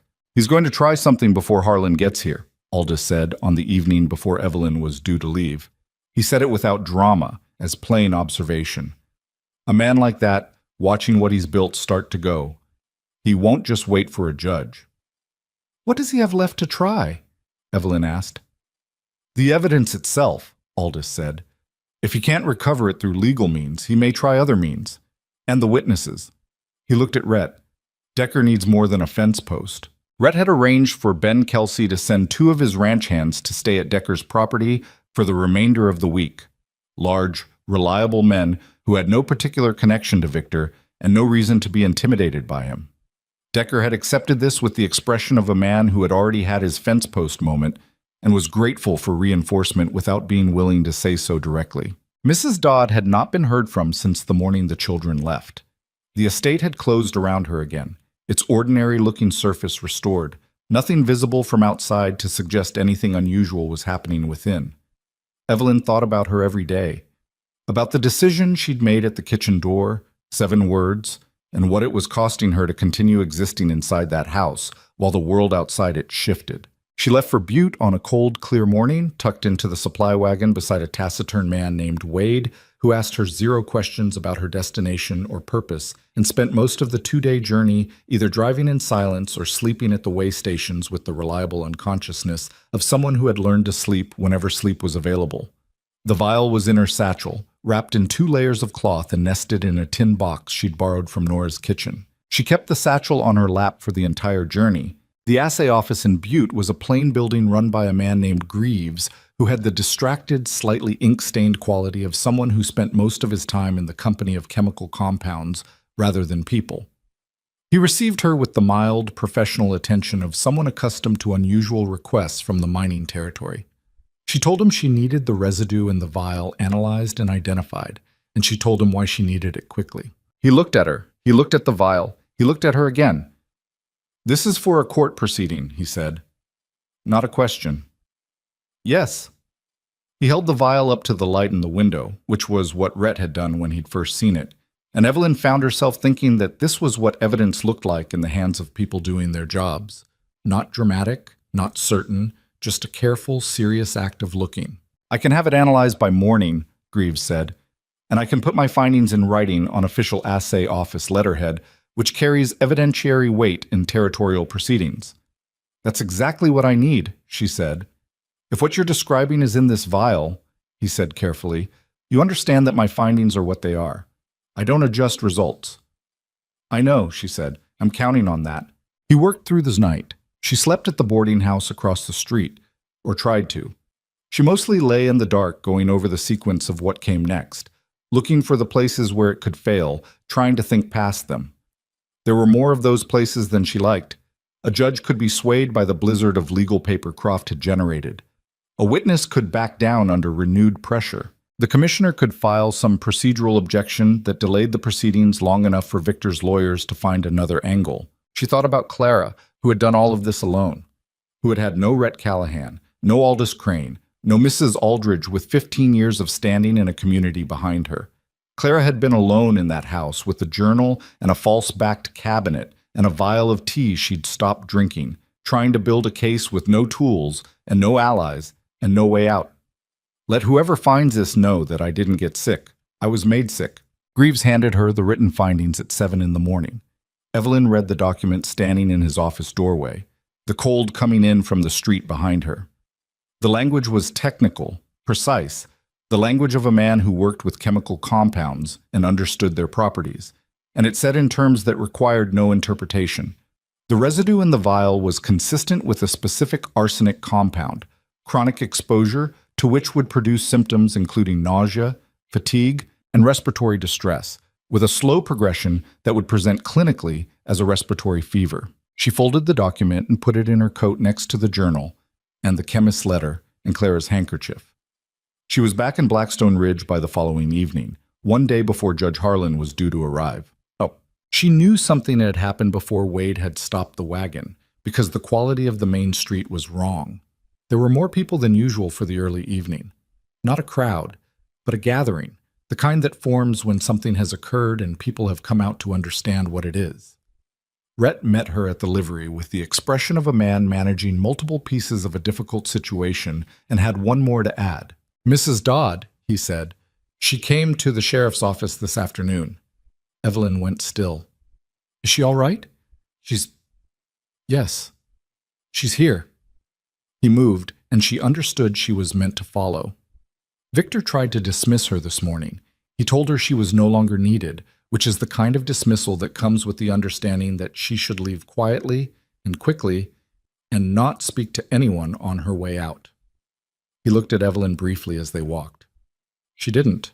The woman sitting in the chair across from Aldous' desk was the same Mrs. Dodd Evelyn knew.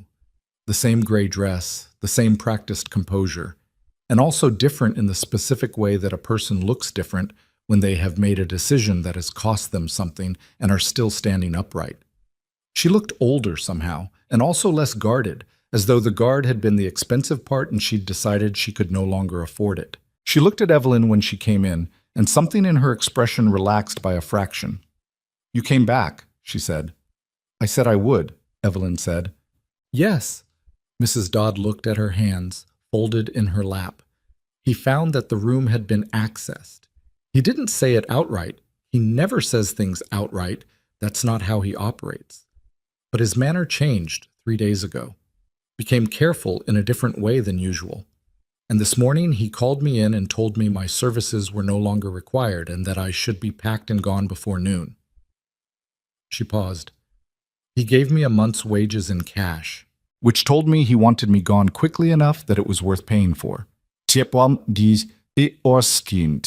thought you might talk, Rhett said. He was right, she said simply. I've been deciding whether to talk for 7 months. He made the decision easier. She looked at Evelyn. Clara came to me the week before she died. She was frightened and she wasn't well and she had figured out what was being done to her. She asked me if I would help her, if I would find someone who could help. Her voice was flat and controlled, the voice of a woman recounting something she had gone over many times in the accounting of her own failures. I told her I had children. I told her I was sorry. She didn't argue with me. She just nodded and went back to her room. The room was very quiet. 3 days later, she was worse, Mrs. Dodd said. A week after that, she was dead. And I told myself I couldn't have done anything, that it was too late, that I hadn't known for certain, that there was nothing I could have done that would have made a difference. She stopped. I've been telling myself that story for 7 months. I'm done telling it. She had seen things over 12 years in that household that she had filed away without allowing herself to name. The first wife, Margaret, declining over a period of 8 months with symptoms that the county doctor had called a lung condition. Victor's particular attention to his wife's evening routines, what's the tea, the small personal gestures that seemed like care and that she now understood differently. A visit from the Bozeman chemist 2 years before Margaret's death, a delivery of something small and glass-stoppered that Victor had taken personally and she had not seen again. I never saw him administer anything, she said. I need to be clear about that, but I watched him. I watched the pattern of it, and I know what I observed, and I'll say it in front of anyone who needs to hear it. You'll testify, Rhett said. Yes, she said, whatever that costs me. Evelyn thought about the document in her coat pocket, from Greaves at the Butte assay office. She thought about Clara's journal and the chemist's letter and Decker's account of the vial he'd seen. She thought about Mrs. Aldridge, who would be there. She thought about Thomas Blackthorne, 9 years old and somewhere south of here with Nora's brother, carrying things he'd seen and heard that no 9-year-old should have to carry. They had enough. She believed, sitting in that room with Aldis's fire and the assembled weight of everything they'd built in 9 days, that they had enough. Not certainty. The law did not deal in certainty, especially not in a frontier territory where a man with money and lawyers could complicate any proceeding, but enough. Harlan arrives tomorrow, Rhett said. He looked at Evelyn. How'd Greaves go? She took the document from her coat and handed it to him. He read it, and she watched his face, and something in his expression shifted in the way things shift when you've been holding tension for a long time and a piece of it releases.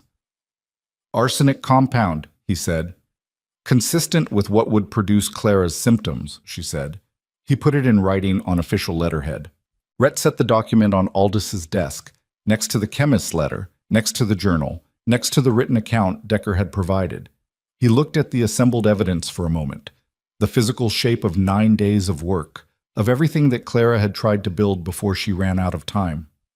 It's enough, Aldis said from his chair, with the authority of a man who had sat in enough courtrooms to know the difference between enough and not enough.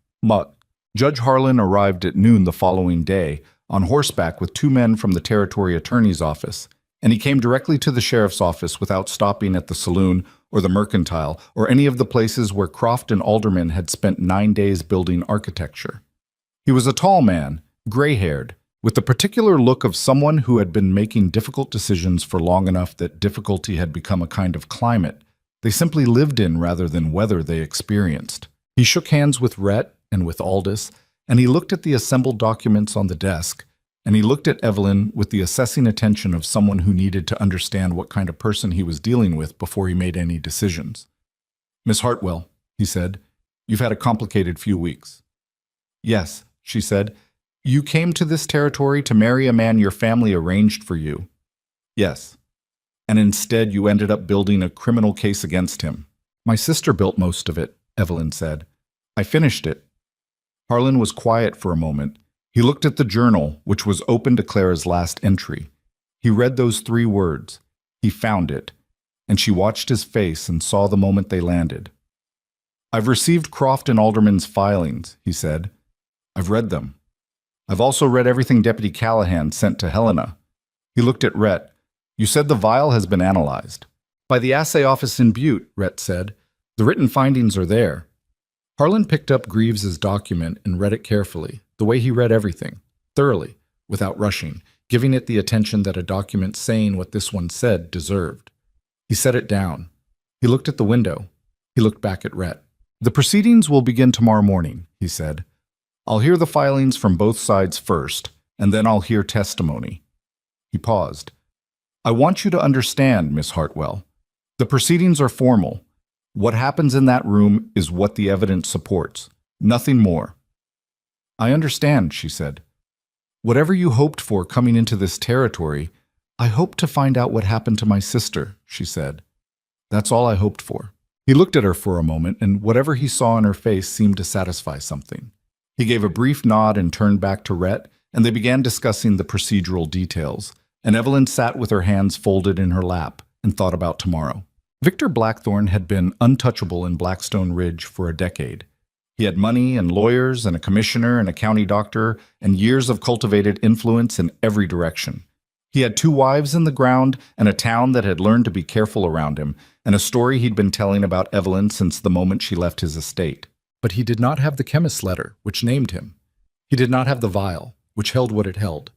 He did not have Clara's journal, which was her voice speaking clearly from the other side of 7 months of silence. He did not have Decker's testimony, or Mrs. Dodd's testimony, or Mrs. Aldridge sitting in that schoolroom with 15 years of careful observation. He did not have Thomas, who was somewhere safe and who knew things that a 9-year-old should never have had to know, and who was, when the time came, going to tell the truth.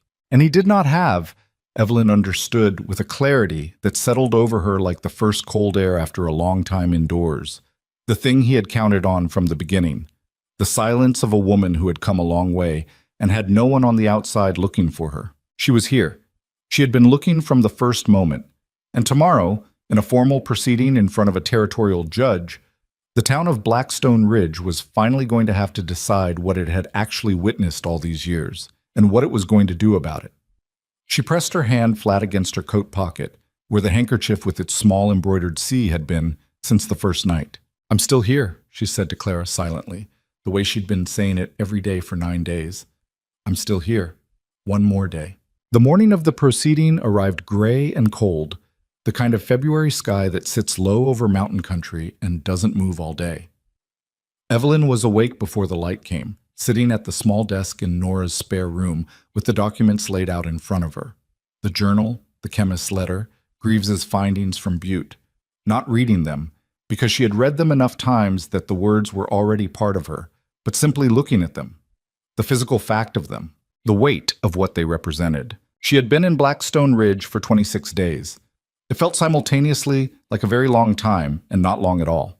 Not long enough, certainly, to feel prepared for what was about to happen in the single large room above the mercantile that served as Blackstone Ridge's closest approximation of a courtroom. But ready and prepared were different things, and she had given up waiting to feel prepared sometime around day 12. She dressed carefully. Not to impress, she had no illusions about what this proceeding was and what it wasn't, but because the way you carried yourself in a room where your credibility was going to be questioned mattered in the same way that small, deliberate things always matter. She put Clara's handkerchief in her coat pocket. Rhett knocked at 7:30. He looked like a man who hadn't slept much but had decided not to make an issue of it. How are you? He asked. Ask me tonight, she said. He accepted that without pushing. They walked together to the building and climbed the stairs and entered the room where everything that had been building for 26 days was finally going to come to a head. The room filled quickly. Blackstone Ridge was not a large town, but it turned out almost entirely. They came in and found seats on the long wooden benches. The mercantile owner and his wife, the livery owner, Percy from the telegraph office, several of the mining crew, women Evelyn had passed on the main street and never spoken to, people she didn't recognize at all who had come from properties she'd never been to. Ben Kelsey was there, broad and steady in the back row with 2 of his ranch hands, Mrs. Aldridge sat near the front with the composed attention of someone who intended to be called on and was ready. Croft and Alderman sat at a table to the left, their leather satchels open, their papers organized with the neat precision of men who did this for a living. Victor Blackthorne sat between them, and this was the thing Evelyn had steeled herself for without entirely succeeding. Seeing him in this room with this context, after 26 days of understanding what he was. He looked, as he always looked, controlled.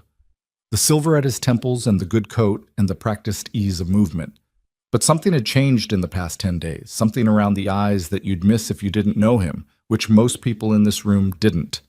A tightness.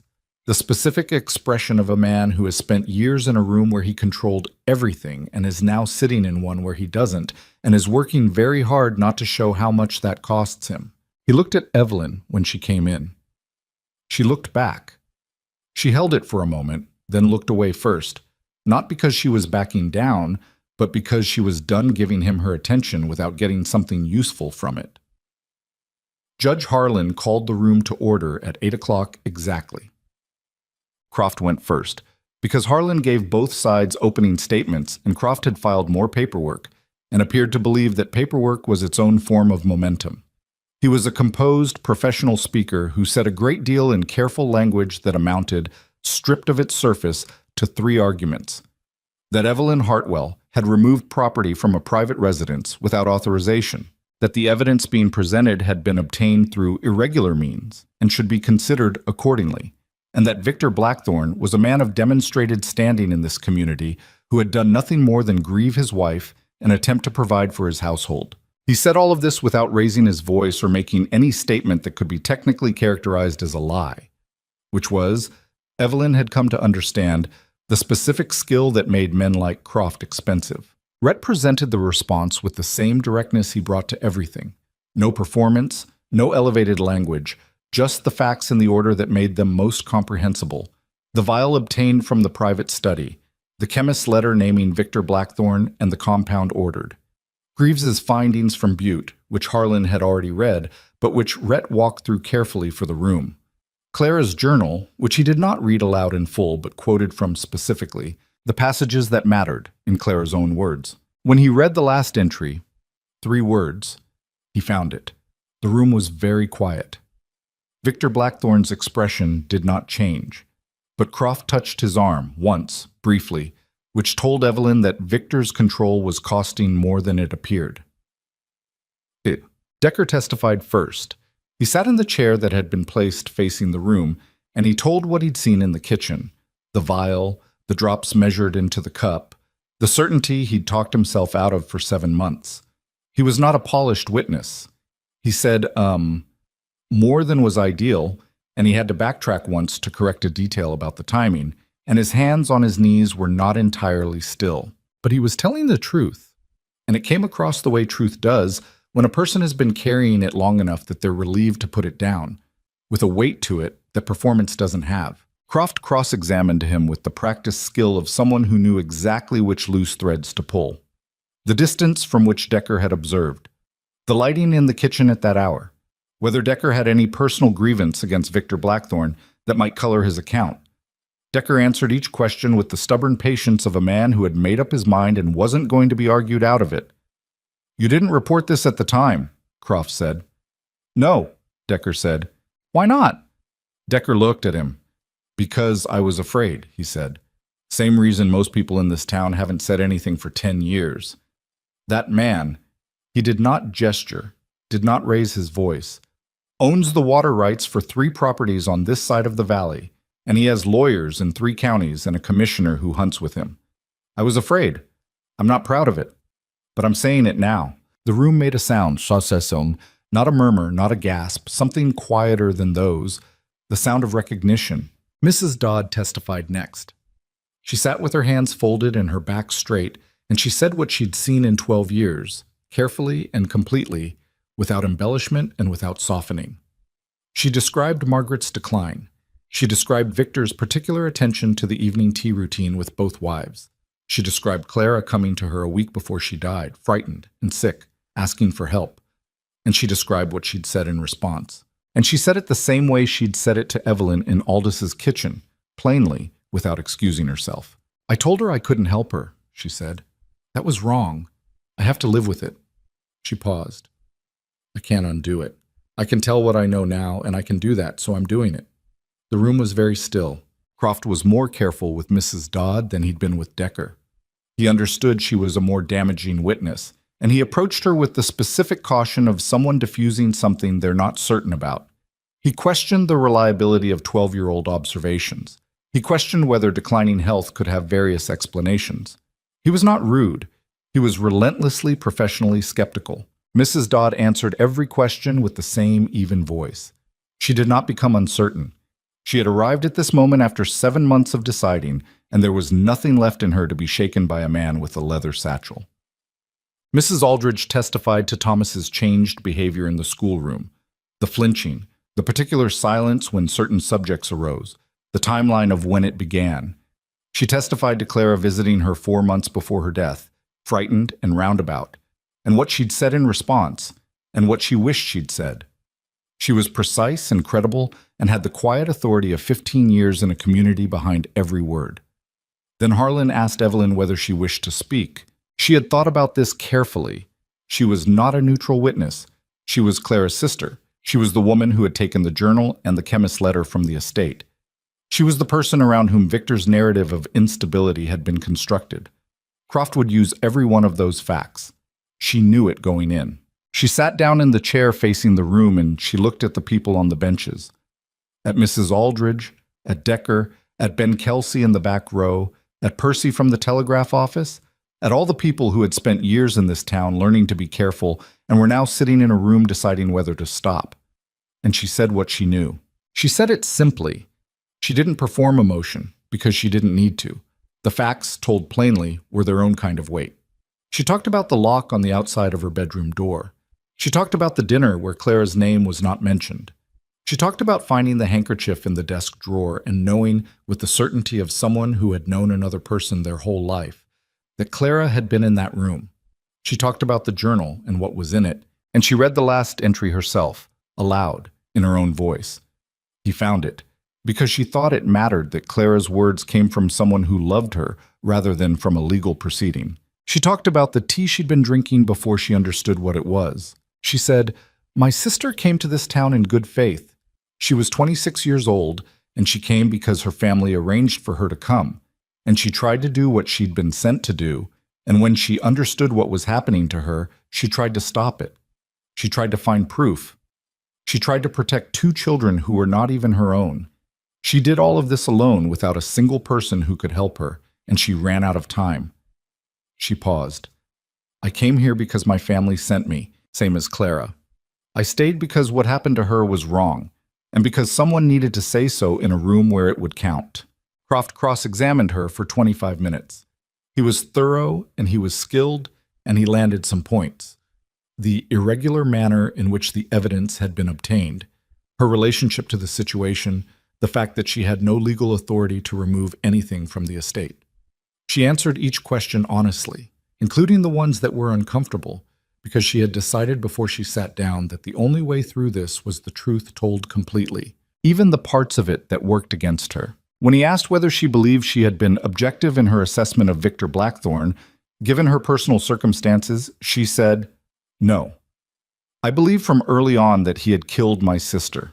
I want the court to know that. I also want the court to know that I brought you physical evidence analyzed by an independent chemist, testimony from multiple witnesses with no connection to each other, and a written record in my sister's own hand, because I understood that what I believed was not sufficient. Evidence is what matters, so I went and found it." Croft had nothing to add to that.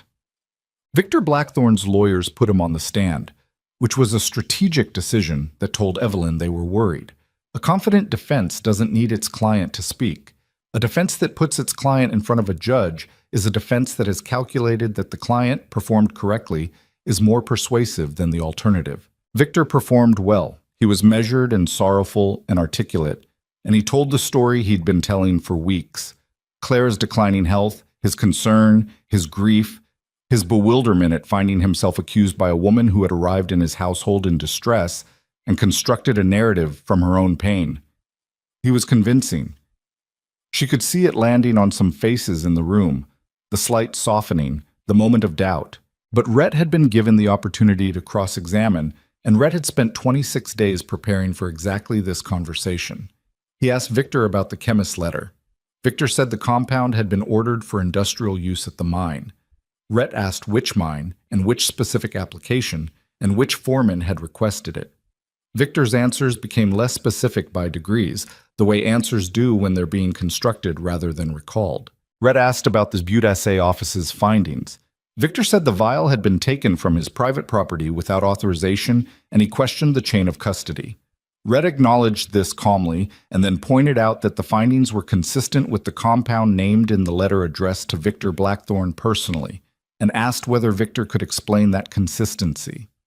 Victor said it was coincidence. The room made the sound again, the one that wasn't quite a murmur. Rhett asked about Margaret. Victor said Margaret had died of a natural illness, which was what the county doctor had certified. Rhett asked when Victor had last seen the county doctor. Victor said he didn't see what that had to do with anything. Rhett said he thought it was relevant, given that the doctor's certification was being offered as evidence and the doctor himself was not present to testify, and asked Harlan to note the absence for the record. Harlan noted it, and then Rhett asked, very quietly, without any change in his tone, "Mr. Blackthorne, did you bring your late wife Clara her evening tea on the night of January 7th of this year?" A pause. "I may have," Victor said. "It was my habit to care for my wife's comfort. And on the night of January 3rd? I don't recall. The journal your late wife kept, which has been entered into this proceeding, describes you bringing her tea on the evenings of January 3rd, 5th, 7th, 9th, 10th, and 11th. She also describes stopping drinking it. She also describes on January 14th feeling significantly worse. She died on January 23rd. Rhett looked at him steadily. "Would you like to explain the connection between those dates?" Victor looked at his lawyers. Croft made a small gesture, barely visible, the gesture of a man saying, "Hold your position." Victor looked back at Rhett. "My wife was ill," he said. "I cared for her. The journal of a sick woman is not a reliable account of events. Your first wife, Margaret, also declined over a period of months with similar symptoms," Rhett said. "Were you also in the habit of bringing Margaret her evening tea?" A longer pause this time, long enough that the pause itself was an answer. "I cared for my wife," Victor said. "Which wife?" Rhett asked. The room went completely still. "Trot."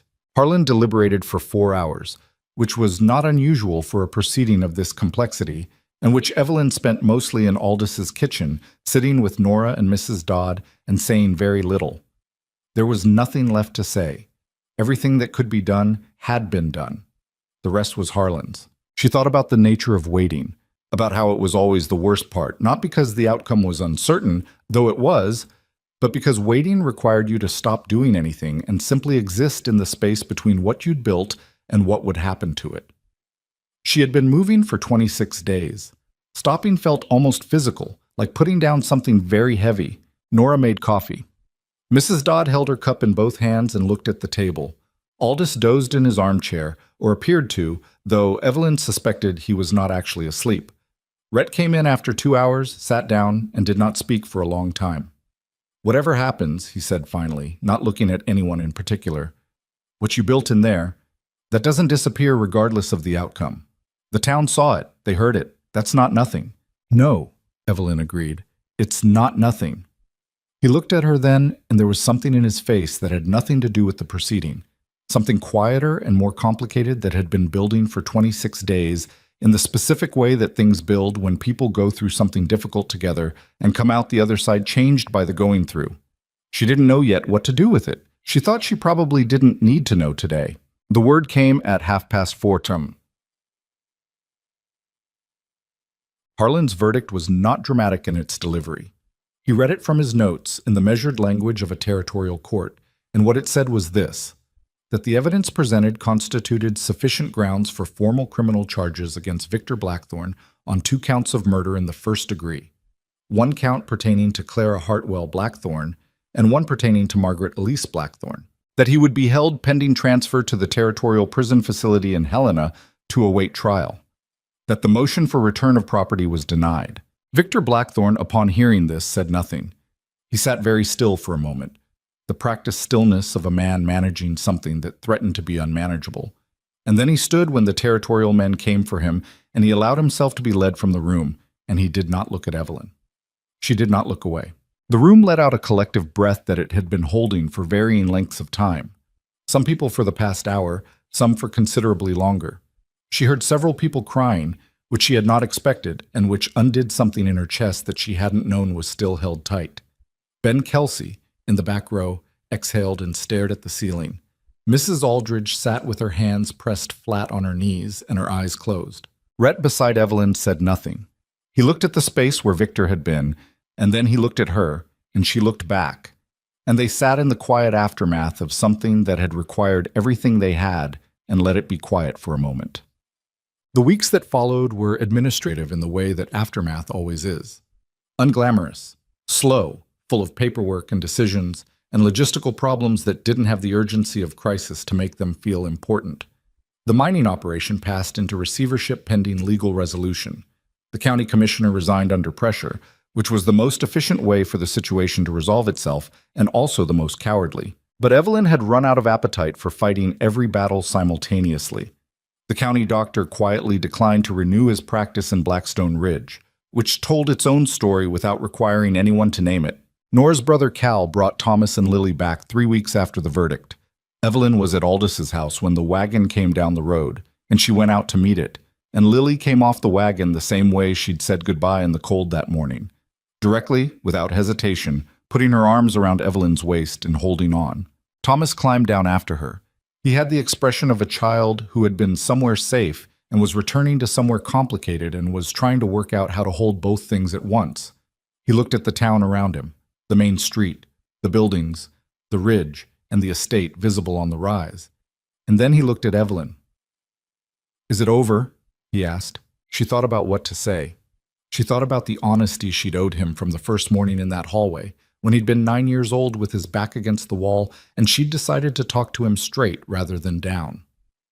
"The worst of it," she said, "there's still the trial, which will take time. And there are things that happen that don't just stop because of a verdict. But he's gone. He can't hurt anyone here anymore." Thomas nodded slowly. He looked at the estate on the ridge, distant, windows dark. "I don't want to go back there," he said. "You don't have to," she said. "Ever." "Where do we go?" She had been working this out for 3 weeks, with Aldis and Nora and Rhett, with a lawyer from Helena who handled the guardianship paperwork, with the particular grinding patience of someone building something practical rather than dramatic. The estate and its assets would eventually be adjudicated. The children's welfare required a decision that didn't wait for that. "There's a ranch," she said, "about 15 miles east in a valley past the second ridge. I've been looking at it." She paused. "It needs work. A lot of work. The house is sound, but it's small and the fences want fixing, and the whole south pasture needs attention." She looked at him. "But it's clean. Nobody's history is in it." Thomas looked at her. Something in his careful eyes shifting, the calculation that had been his primary defense mechanism working through this new information and arriving at something. "Will you be there?" he asked. "Yes," she said. Lily looked up from where her face was still pressed against Evelyn's coat. "What about the man?" she said. "The one with the badge." Evelyn felt her face do something she couldn't entirely control. "His name is Rhett," she said. "You can ask him yourself." "But—" She asked Rhett that evening. Not in those terms. Lily had asked a child's version of a question that adults generally require more words to approach. But the question was the same at its root, and Evelyn asked it standing in Aldis's yard in the February cold with the last of the day's light going out over the ridge, which was as good a place as any for a conversation she'd been putting off for 3 weeks. "The ranch," she said. "I have enough from the estate settlement for the purchase and enough left to work it for a year before it needs to pay for itself. I filed the guardianship for Thomas and Lily. I'm staying." Rhett had his hands in his coat pockets. He was looking at the ridge the way he looked at things he was thinking through. "You're staying," he said. "I'm staying." She looked at him. "Aldis is going to need a sheriff when his leg heals and he decides he's ready to retire, which by his own estimate is somewhere between 1 and 3 years from now. That seems like the kind of job that would suit a man who is apparently incapable of walking past a problem without trying to fix it." He looked at her. Something in his expression was doing what it sometimes did, several things at once, none of them entirely legible. "You're offering me a job," he said. "I'm pointing out that a job exists," she said. "What you do with the information is your business." He was quiet for a moment. The cold moved across the yard between them. Somewhere behind the house, Lily was talking to Nora in the particular way Lily talked to people she'd decided she liked, rapidly, without pausing for breath, about several things simultaneously. The ranch is going to be a lot of work, Rhett said. I'm aware of that. Fences and a south pasture and 2 kids who've had a complicated year. I know what it is, she said. I'm not confused about what I'm choosing. He looked at her for a long moment, and she looked back, and neither of them said anything that would have translated well into plain language. Some things between 2 people who have been through something real together don't require plain language. They require only the acknowledgement that the thing happened, and that both of you are still standing, and that standing together seems, on balance, better than standing apart. The fence on the south pasture, he said. I'm good with fences. I'll remember that, she said. She went back to the estate one final time, alone, in the last days of February before the paperwork transferred ownership and strangers would begin making decisions about what to keep and what to clear. She did not go through the rooms or open drawers or look for anything. There was nothing left to find and nothing she wanted to take. She went to the small sitting room that had been Clara's, now stripped of everything except the furniture that had come with the house, and she stood in it for a while. She took out the handkerchief with the embroidered C. She held it. The room was cold and empty and entirely ordinary looking, and that was the most honest thing about it. How ordinary a space can look when you know what happened in it. How nothing shows on the outside of things. How you can walk through a door and have no idea what it has already cost someone. She thought about the nature of what Clara had tried to do. Not heroic, exactly. Clara had been frightened. She had hesitated. She had asked Mrs. Dodd for help and been turned away and written in tiny handwriting in a journal she hid behind a false back because she had no other way to say what was happening to her. She was not a woman from a story who acted without fear. She was a woman who acted despite it, in the limited ways available to her, with what she had. That was the thing that mattered, Evelyn thought. Not the grand gesture, not the moment of unambiguous courage. Those were rare, and not always where the weight actually lived. The weight lived in the small, persistent choices. In the tea poured out rather than drunk. In 3 words, written on the last page when there was no time left. In Mrs. Dodd's 7 words at a kitchen door. In a 9-year-old packing 2 bags in the dark because someone had told him a wagon was coming. People were not often given the luxury of acting without fear. They were given instead the choice of whether to act at all. Clara had made her choice. So had Decker. So had Mrs. Dodd. So eventually had all the people who sat on those benches and decided not to keep their heads down anymore. Evelyn had made hers 26 days ago, on a frozen road in the dark, walking away from an estate she was supposed to disappear into. She had not been certain, then, that it would come to anything. She had been afraid and tired, and she had walked toward the lights of a town 3 miles away because it was the only option she could find, and that was enough. It was always enough, just to choose the next thing you could actually do. She folded the handkerchief one more time and put it in her coat pocket, where it had lived for 26 days, where she intended to keep it. Not as a relic or a weight, but as a reminder of the specific quality of a person who had tried, which was the most honest memorial she could offer. She left the sitting room. She walked down the hallway and through the front door and down the steps and across the frozen ground toward the gate, and she didn't look back at the house. The ridge road stretched ahead of her toward town. The sky was beginning to clear for the first time in days, the gray pulling back to show something pale and cold and real behind it. 15 miles east, past the second ridge, a ranch sat in a valley waiting for someone to come fix its fences. She had a long walk back to town and a great deal to do. And the rest of it, whatever it was, whatever shape it took when she wasn't looking directly at it, would come together the way things do when you've stopped trying to control every piece of it and started simply living in the direction you've decided to face. Her sister's name was Clara. She had been 26 years old, and she had been brave in the ways she could be, and she had tried to do something that mattered.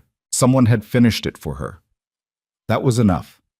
That was finally and completely enough.